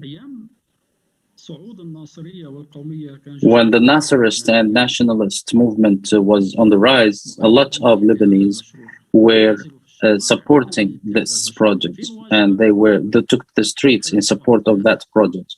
And in the face of the Baghdad alliance, where President Shamoun was in support of that, and that's a project, the American project. Today in Lebanon, we have something like that going on. In this sense, what Hezbollah have witnessed in the past years, it was surprising. And nobody expected this economic collapse in Lebanon. This economic collapse, in large part, was because of a corrupt political group that has stolen the public funds in the past years. But most importantly, that there was an American decision to make this collapse. And once again, I will quote what David Schenker has said, and it is published in Al-Akhbar News. And sometimes the Americans have no problem, and they say as if he is taking credit for what he has done, that I have done so and so, and I lowered the credit of Lebanon. That was surprising. There were a lot of assessments that were saying that the economy was difficult, but there were some officials that were saying no, things are good and it is not too bad. So Hezbollah, as a political player, faced this collapse. Dr. Talala, you have 3 minutes. Okay, I will conclude in 3 minutes. So Hezbollah dealt with this collapse in an attempt to clarify the scene that the Americans and their allies in Lebanon wanted to say that Hezbollah is responsible for this collapse. And this is not realistic, not honest, and not true. This is a deceiving reality. Everybody knows that Hezbollah is not the one that is responsible. It is in authority, but it is not responsible for corruption that has been there for 30 years or the American decision. So it is a media political battle to say or to see who is responsible. But the most important aspect of this battle is to dismantle the popular support around Hezbollah. And they were gambling that the elections will bring a new forces. I don't want to take much of the time. What I want to say is that the priority of Hezbollah is still the resistance, and this is a political activity at the regional level. Other issues in the social and economic issue is to maintain the stability of Lebanon and the stability of the popular groups as much as possible, and to maintain internal alliances in the different groups. In addition to make this stability capable, to provide this stability or to make it a reality as much as possible, and to confront the American project in the region. This is the priority, and I believe that we cannot understand Hezbollah unless we understand that its priority is to face the Zionist occupation of Palestine and the American hegemony in the region. Thank you very much, and I'm sorry if I have taken more than the time allocated to me. Thank you very much, Dr. Talal. Dr. Talal Atrisi has talked in the beginning about that, talking about Hezbollah in 40 years as a group, as a resistance group. We don't say something new, although a lot of the groups and studies talked about it, but we need to say that Hezbollah is different in a very important thing, which is that it started as a resistance movement, and afterwards it became a political party after years of resistance, and it maintained this policy, which means that it is a resistance movement, and politics or its politics comes as a support of the resistance. And he gave an example with Hamas, that it was a political movement for the Muslim Brotherhood, and then after years of being in the society, it became resistance. ما عم نسمعك. ما تسمعوني. طالع عنا على الإشارة حضرتك حاطط ميوت. لا الميوت. Someone is saying that we can't hear you. هل تسمعني الآن؟ هل تسمعني؟ Do you hear me now? هل تسمعني الآن؟ تمام دكتور، بس عم يعطي صوتك صدى. نعم، لأن لازم عندنا شاشة وعندي الكمبيوتر يجب. هل تسمعني الآن؟ Do you hear me now? لا يسمعني. دكتور رجعت على نفس الوضعية. هل تسمعني الآن؟ You can't hear me. You can hear me? إذا المشكلة عندك. No, we can hear you. المشكلة قد تكون عندك دكتور. اوكي، هل طيب ممكن حد يقول لي إذا كان يسمعني أم لا حتى أستمر؟ Can others tell me if you are here, if you can hear me or not, in order to continue? Do you hear me? شكرا جزيلا. Yes, it's clear. إذا ذكر مثالا آخر حول الإخوان. So he gave another example about the Muslim Brotherhood, and that they created the groups for fighting in Egypt. مين يتحدث الآن؟ أستاذ كركر، المشكلة عندك لأنه أنا الجميع. Mr. Kirkar, the problem is with you, because others can hear me. So I don't know. Maybe you are not in the Arabic channel. ولا يسمعني الحقيقة، مش عارف إيش أقول له. لحظة. اوكي، هل تسمعني الان دكتور كركر؟ Dr. Kirkar, do you hear me now?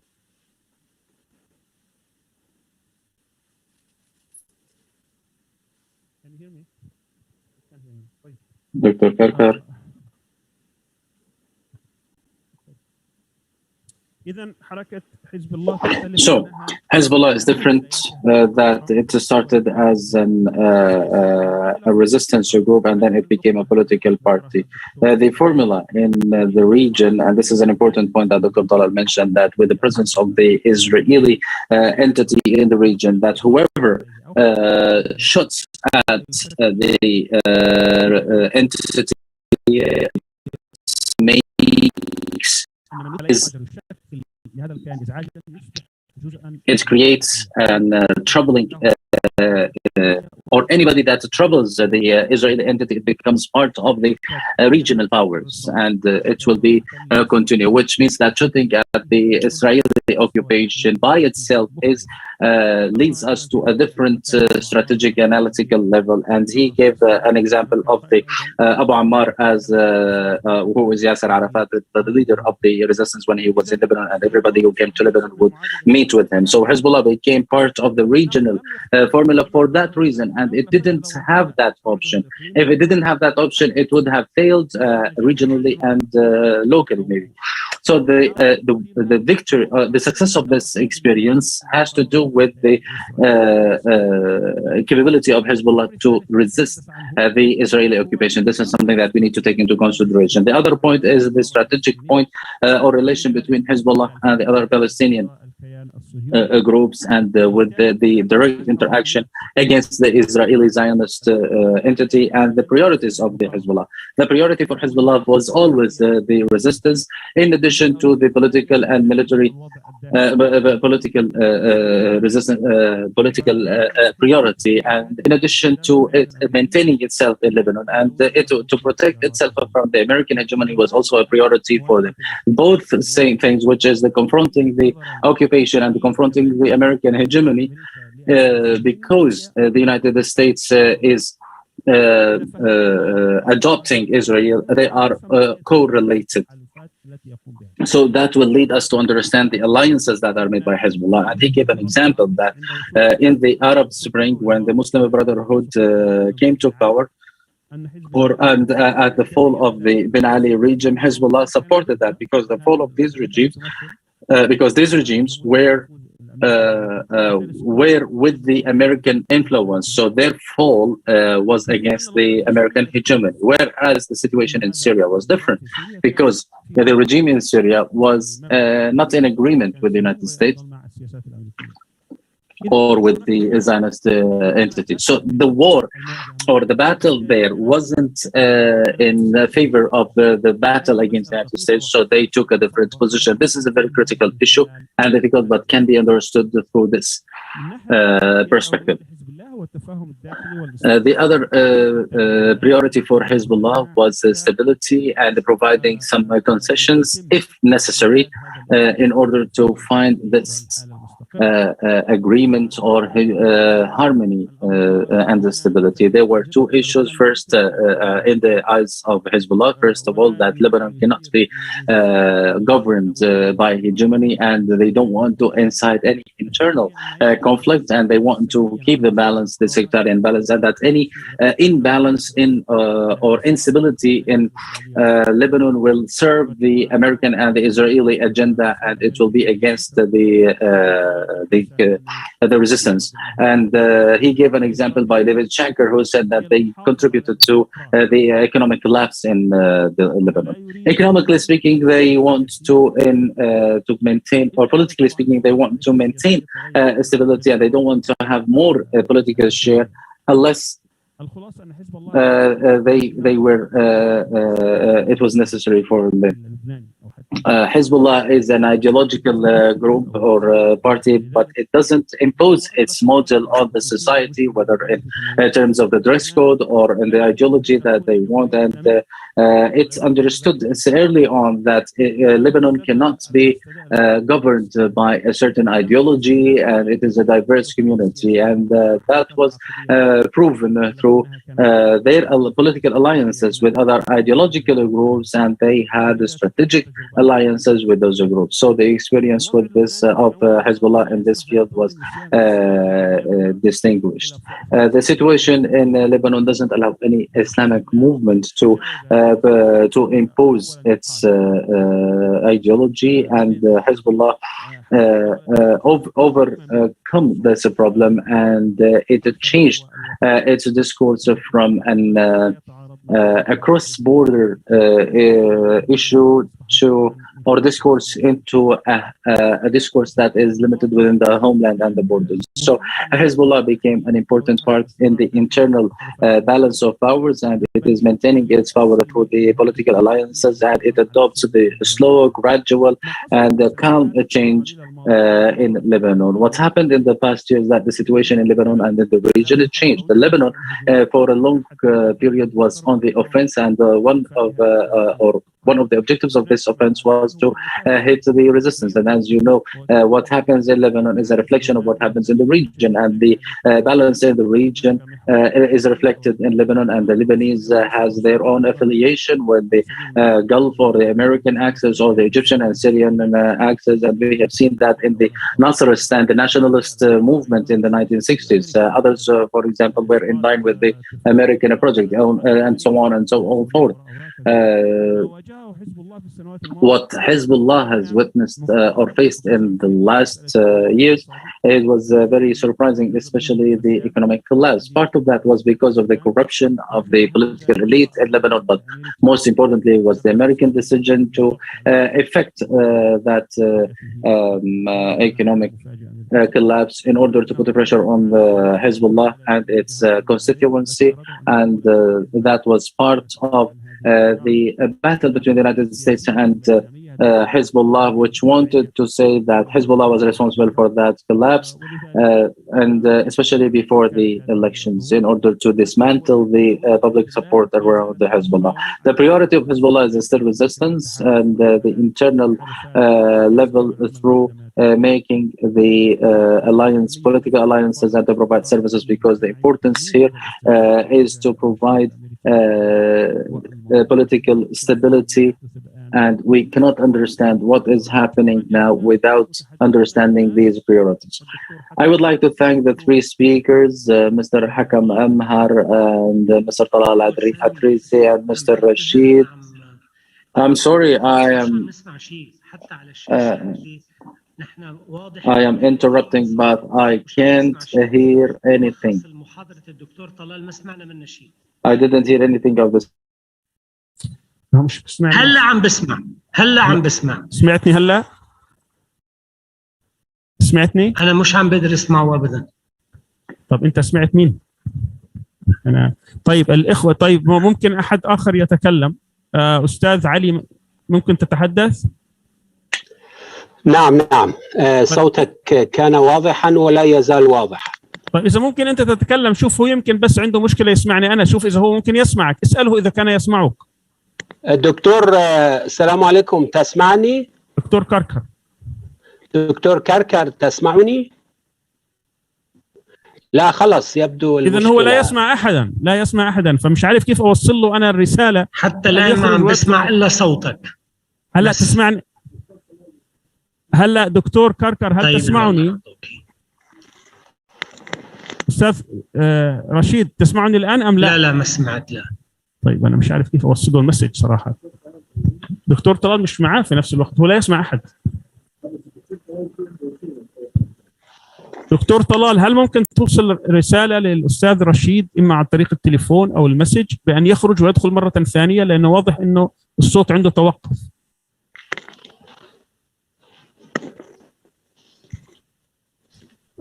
الآن إحنا سننتقل إلى مداخلة الدكتور علي مرزائي. Now we will move to the comment of Dr. Ali Mirzai. You have 12 minutes. The floor is yours. خفضت 3 دقائق قبل قليل. معك 15 قلنا 12 حتى إذا لا أمزح معك. لا بس. بسم الله الرحمن الرحيم. طبعا بعد هذه الكلمات الغنية والثرية والجميلة لا أعتقد أنا أملك القدرة على إضافة شيء جديد.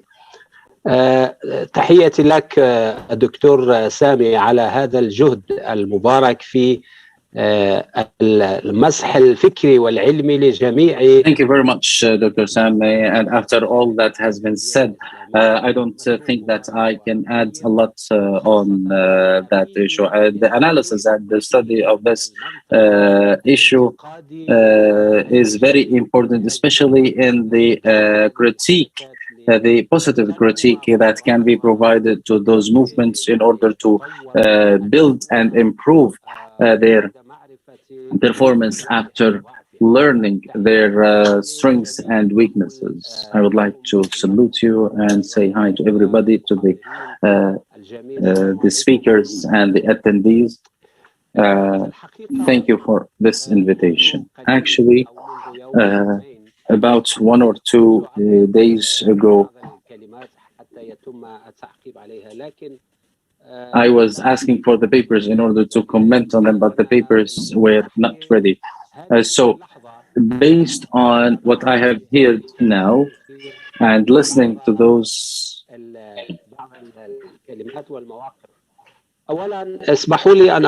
listening to these words,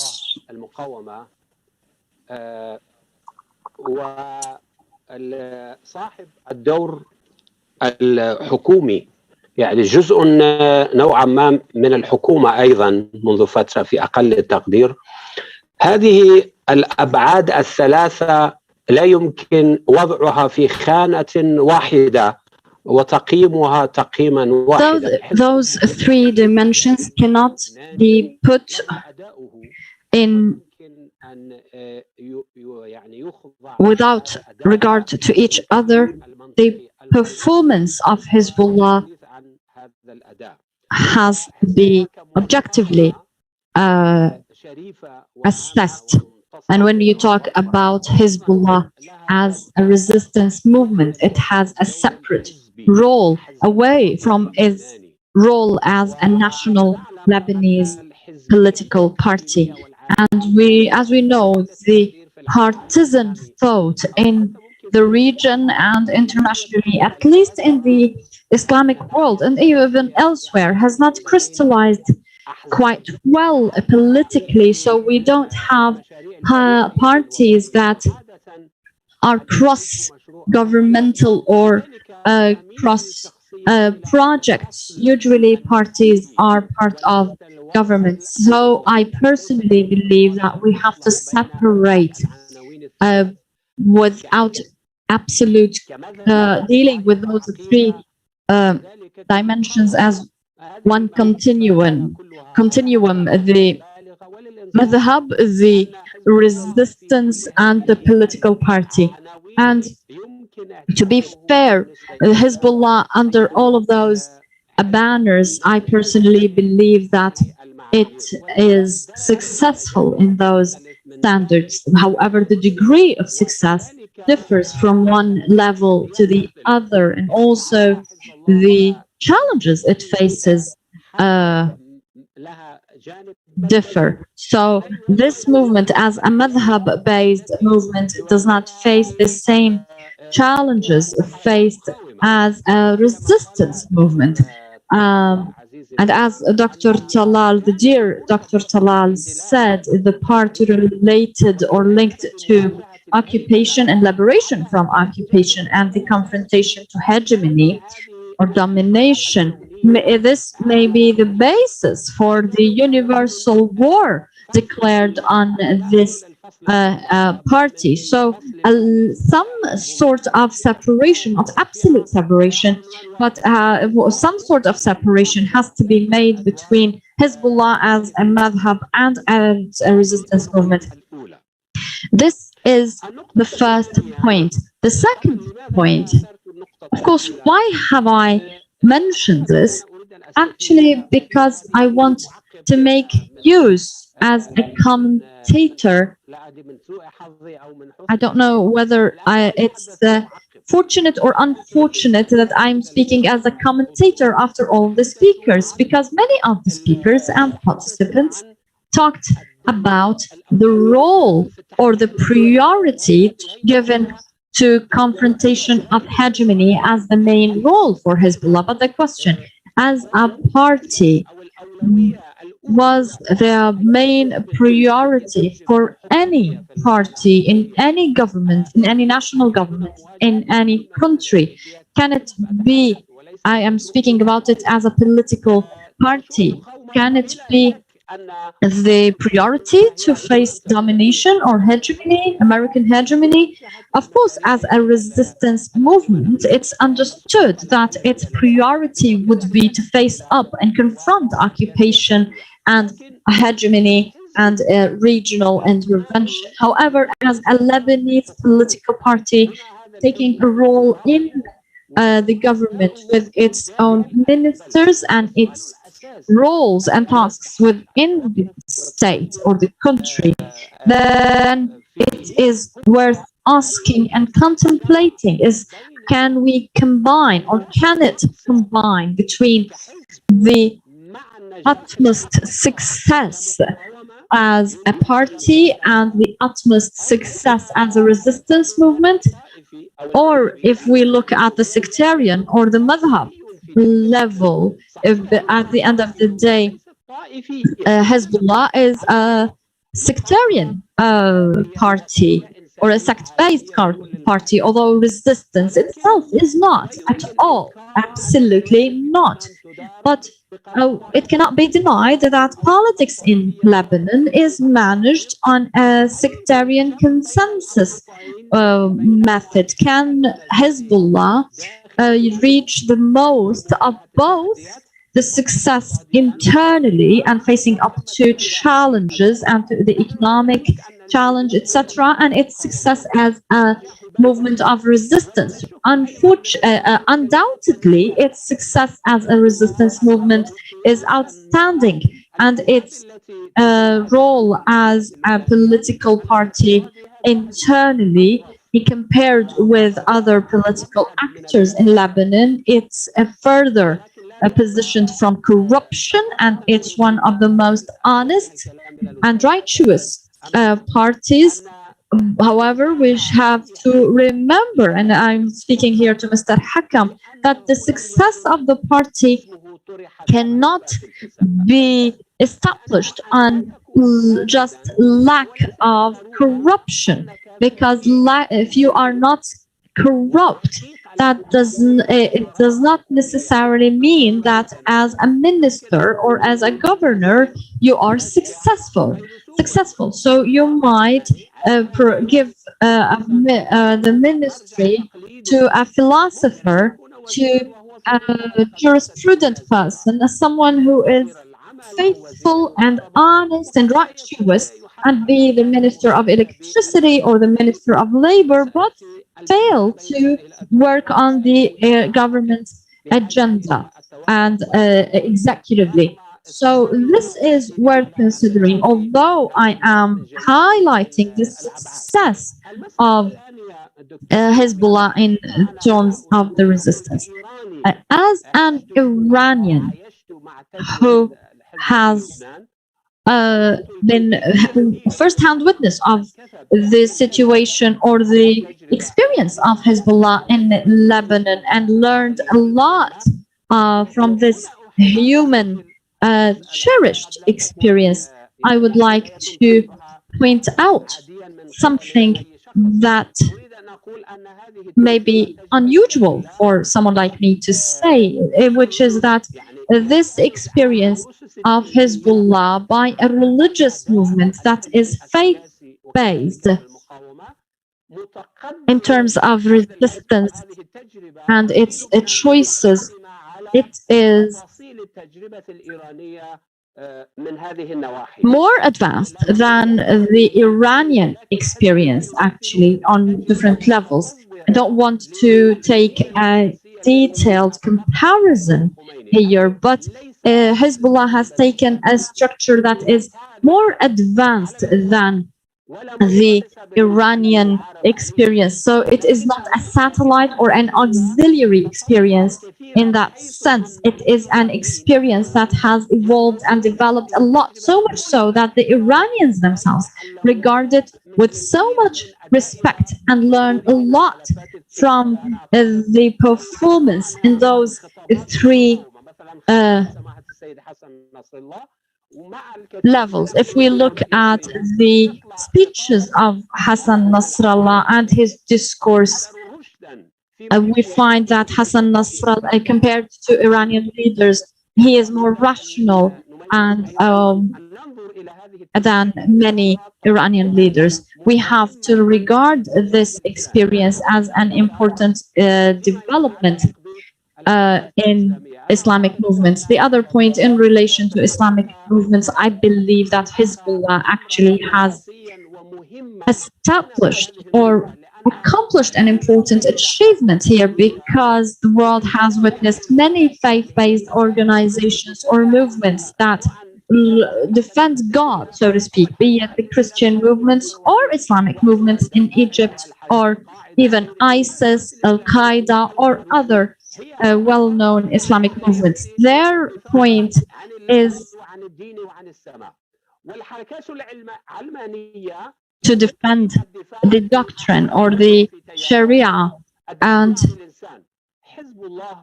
Hezbollah, however, to be clear and accurate, it is a movement that wanted to liberate the state, liberate the homeland, to protect human rights, for all of those values to be upheld, to establish peace and many other values. Look at the strategic deterrence that resistance has established, not only Hezbollah, but resistance at large. I'm speaking about resistance because it's a broader term than Hezbollah.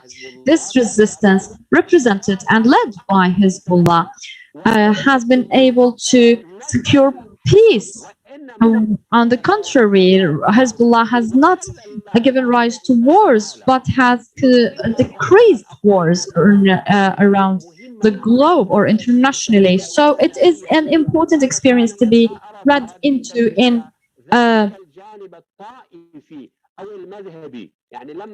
human terms. So I didn't see that in that sense Hezbollah is a sectarian party, to be quite honest. It's not a Shia. Its Shia character is not predominant. However, the approach resistance moved or used in its resistance was, and its approach was not sectarian, and what was not informed by its Shia madhab. Sometimes this discourse is used as a motivation to encourage and mobilize the constituency. However, even the main titles and banners used, such as Al-Imam al-Hussein or Karbala, have been reread in a liberalization manner, in a manner that is a human, that is not divisive, but rather than human. So this is an very important issue to look at Hezbollah from that point of view. Mr. Talal talked about the exception of Syria, and in addition to what he said, there is the exception also of the fall of Saddam. Remember that Hezbollah called the Iraqis to agree amongst themselves in order to avoid implementing the American will, even if that necessitated that they would refrain from toppling Saddam Hussein. And this caused quite a lot of turbulence and a lot of dispute about the position from Hezbollah within Iraq. And this indicates that the rationale for this resistance is human and honest and can be built upon. And here I would like to point out, although I would rather not talk about this, but of late we worked with many Islamic movements, such as the Muslim Brotherhood. Actually, throughout my life, I never heard the idea of Sunni versus Shia in the literature of Hezbollah, but unfortunately, the literature of those movements are very provocative and insightful, and if there is a lot of incitement that is for because they attempt to implicate many tried to implicate those Islamic parties which also or who also claim to be part of the resistance. They were implicated in sectarian and madhab-based discourses. I found no single article, let alone book, that was issued by a Hezbollah leader that is a disgrace or that offends any other sects or madhab. I never saw anything like this. So it is important to be, although it is right to disagree, and you have the right and you are entitled to disagree and criticism, but to accuse Hezbollah in this universal war against it, with all of this American demonization of Hezbollah, this is a conspiracy that targets the Muslims themselves, and it is important for Muslims and Arabs to stop becoming the fuel of this war against resistance. And my final sentence, I hope that the space and the room would be given for those who review the experience of Hezbollah to be critical as well, and to review the disadvantages as well. Thank you so much, and I'm sorry for taking a little past my time. Thank you, Mr. Dr. Ali, for your valuable remarks. Now we move to the final comment by Dr. Taysir. Please go ahead. In the name of God, the merciful, the compassionate, of course, the dear speakers, they all covered all the points mentioned in the titles of this symposium. Of course, it is important to pay gratitude to SIGA in Sabah ad-Din Zaim University for bringing up those issues and contributing to informing and educating everybody around about Islamic movements and Islamic experiences in more than one Arab country, an Islamic country. I don't want to take too long because many of the points I wanted to make have been covered in the comments and the presentations, but I have 2 points to make. The first is, it is in the best interest of Islamic movements and political movements in the Arab world, and even in the interest of the state, to study the experience of Hezbollah, because truly this experience has a lot to be learned from. It has offered many successes, not only in resistance, but also in politics, in its relation to the other, in development, education, and its ability to strike a balance between interests and principles, and to differentiate between strength and violence, and its success in becoming an active political player nationally as well as regionally, and also to strike a balance between politics and ideology, and also being able to strike a balance between transparency and secrecy or discretion. And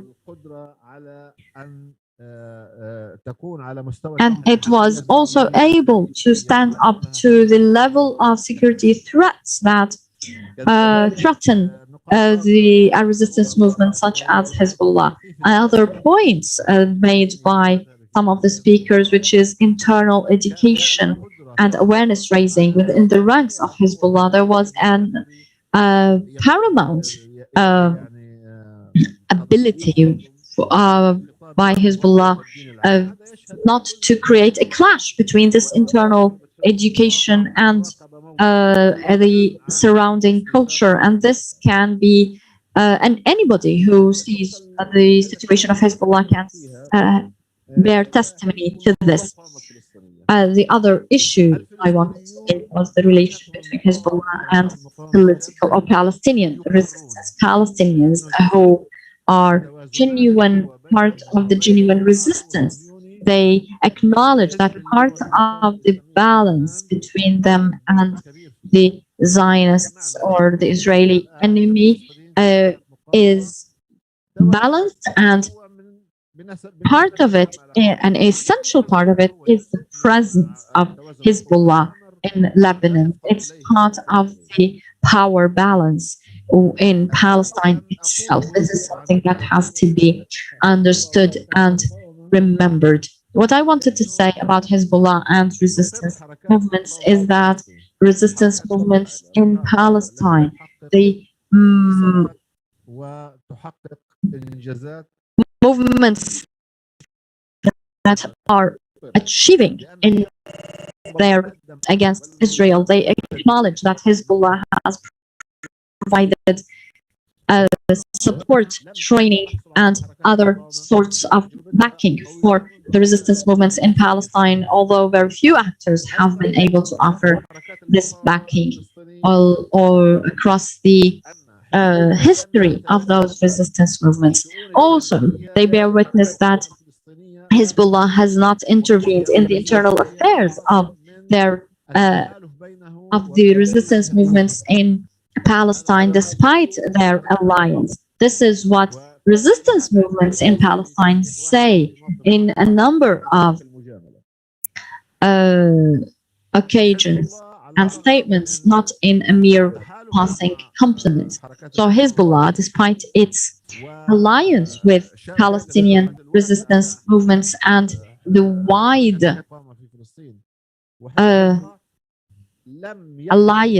broad alliance with resistance movements, no resistance movement in Palestine said ever that it tried to affect its convictions or confessional or madhab based convictions. Although this alliance has lasted for more than 20 years, no one has ever mentioned anything of the kind. What I would like to conclude with is that it is in the best interest of Islamic movements around the world and political movements in the Arab world to make use of this experience and study it.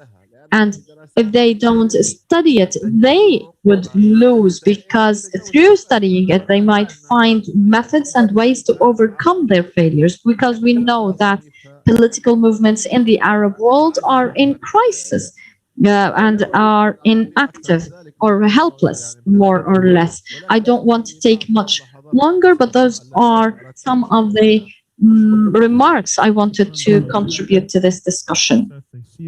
Thank you so much, Mr. Taysir, for this valuable intervention that involved important points. So now, by way of conclusion, we will give the chance for each speaker to give a final comment in 5 or 6 minutes, including any remarks or responses or any final observations you want to make. Dr. Hakam, please go ahead.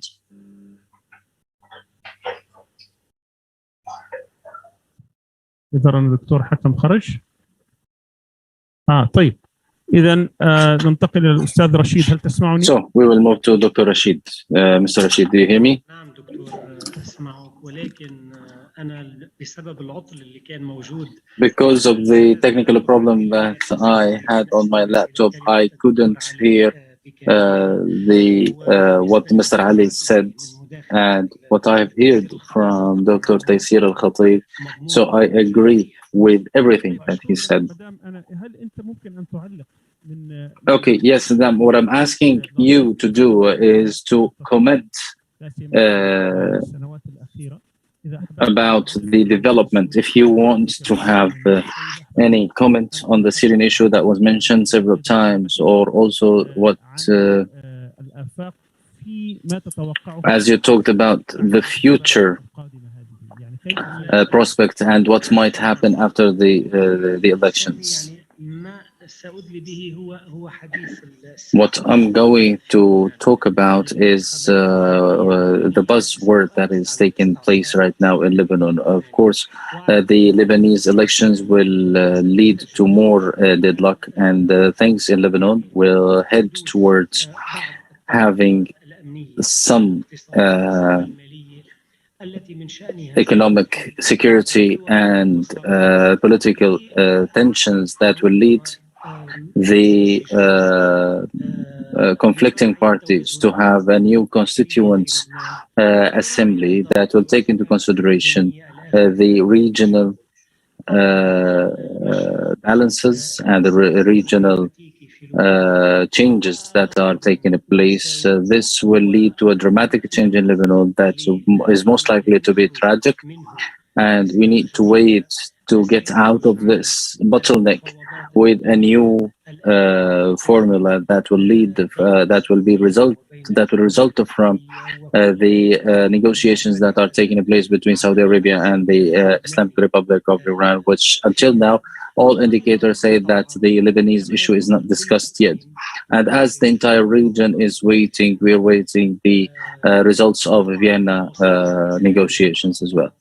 If we got there, Hezbollah will and its allies will get there, and the social the social components that it belongs to or will have its gains with it. And I say that with the movement that the so-called of the 17th of October movement and all that has been expected and didn't happen, that the majority of the Lebanese are in a different place, Hezbollah and its allies managed to do these elections according to the law that it was they have made in 2017. So I believe that in Lebanon we started to feel that we are in a new period that is called in the literature, the Lebanese literature, the political Shiism. I still have some time. I want to ask you about your prospect about the Sunni aspect. In the past, Saudi Arabia was taking or controlling it. Where is it now? I will give you a direct answer to this question. There was a session or a meeting that we had in Tripoli about 3 years ago, and one of the ambassadors of an important Gulf state was there. One of the parliament members asked him if there was a war between Hezbollah and Israel, will Tripoli welcome the Shia families in their schools and their houses, as happened in 2006? He said absolutely not, because there was a huge change. And the surprising answer of this ambassador was that you know nothing. He said that this sect, which is the Sunni sect, know only two leaders. They knew Jamal Abdel Nasser in the past, and now they know Hassan Nasrallah. There is a problem, but it's not an emergency. The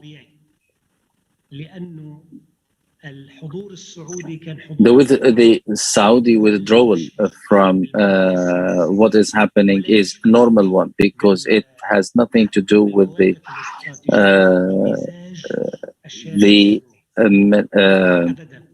the mood of the Sunni streets or the Sunni constituency. That's why they said that they are going to invest in the Lebanese battalions or the Al-Quwat because it is closer to them. In addition to that, no other force wanted to invest in this Sunni constituency, which is close to the resistance, especially the Sunni resistance that is represented by Hamas and the Al-Jihad al-Islami and or the Islamic Jihad and the Shia resistance with Hezbollah. I will also add another point, and I will be direct in my response. And based on my experience as someone who belongs to Tripoli, which is the weight of the Sunni component in Syria, this is not the size of the future party, and this was a moment of settling accounts between the Sunni street and the authority in Syria. The future party made use of it and employed it to have a large parliamentary component. Of course, after they became in power, they started to provide the services at all levels. But now there is no political project within the the Sunni sect in Lebanon, and I'm sorry for that. Thank you very much for your honesty in your response. Now I will give the last word to Talal Al-Atrisi. You can answer to whatever questions that were raised in the comments. Thank you very much, Doctor, and thanks to all the comments. I have two comments. The first one is on what Mr. Taysir Al-Khatib said about the importance of studying the experience of Hezbollah, which can be useful for other Islamic experiences that are living difficult situations today. For example, he didn't give examples, I will give one example. Hezbollah is always keen on this relation with the Lebanese army. It never presented itself as an alternative to the army. On the contrary, it always gives this slogan, the people, the resistance, and the army. Can we study this experience in Egypt, for example, or in any other country?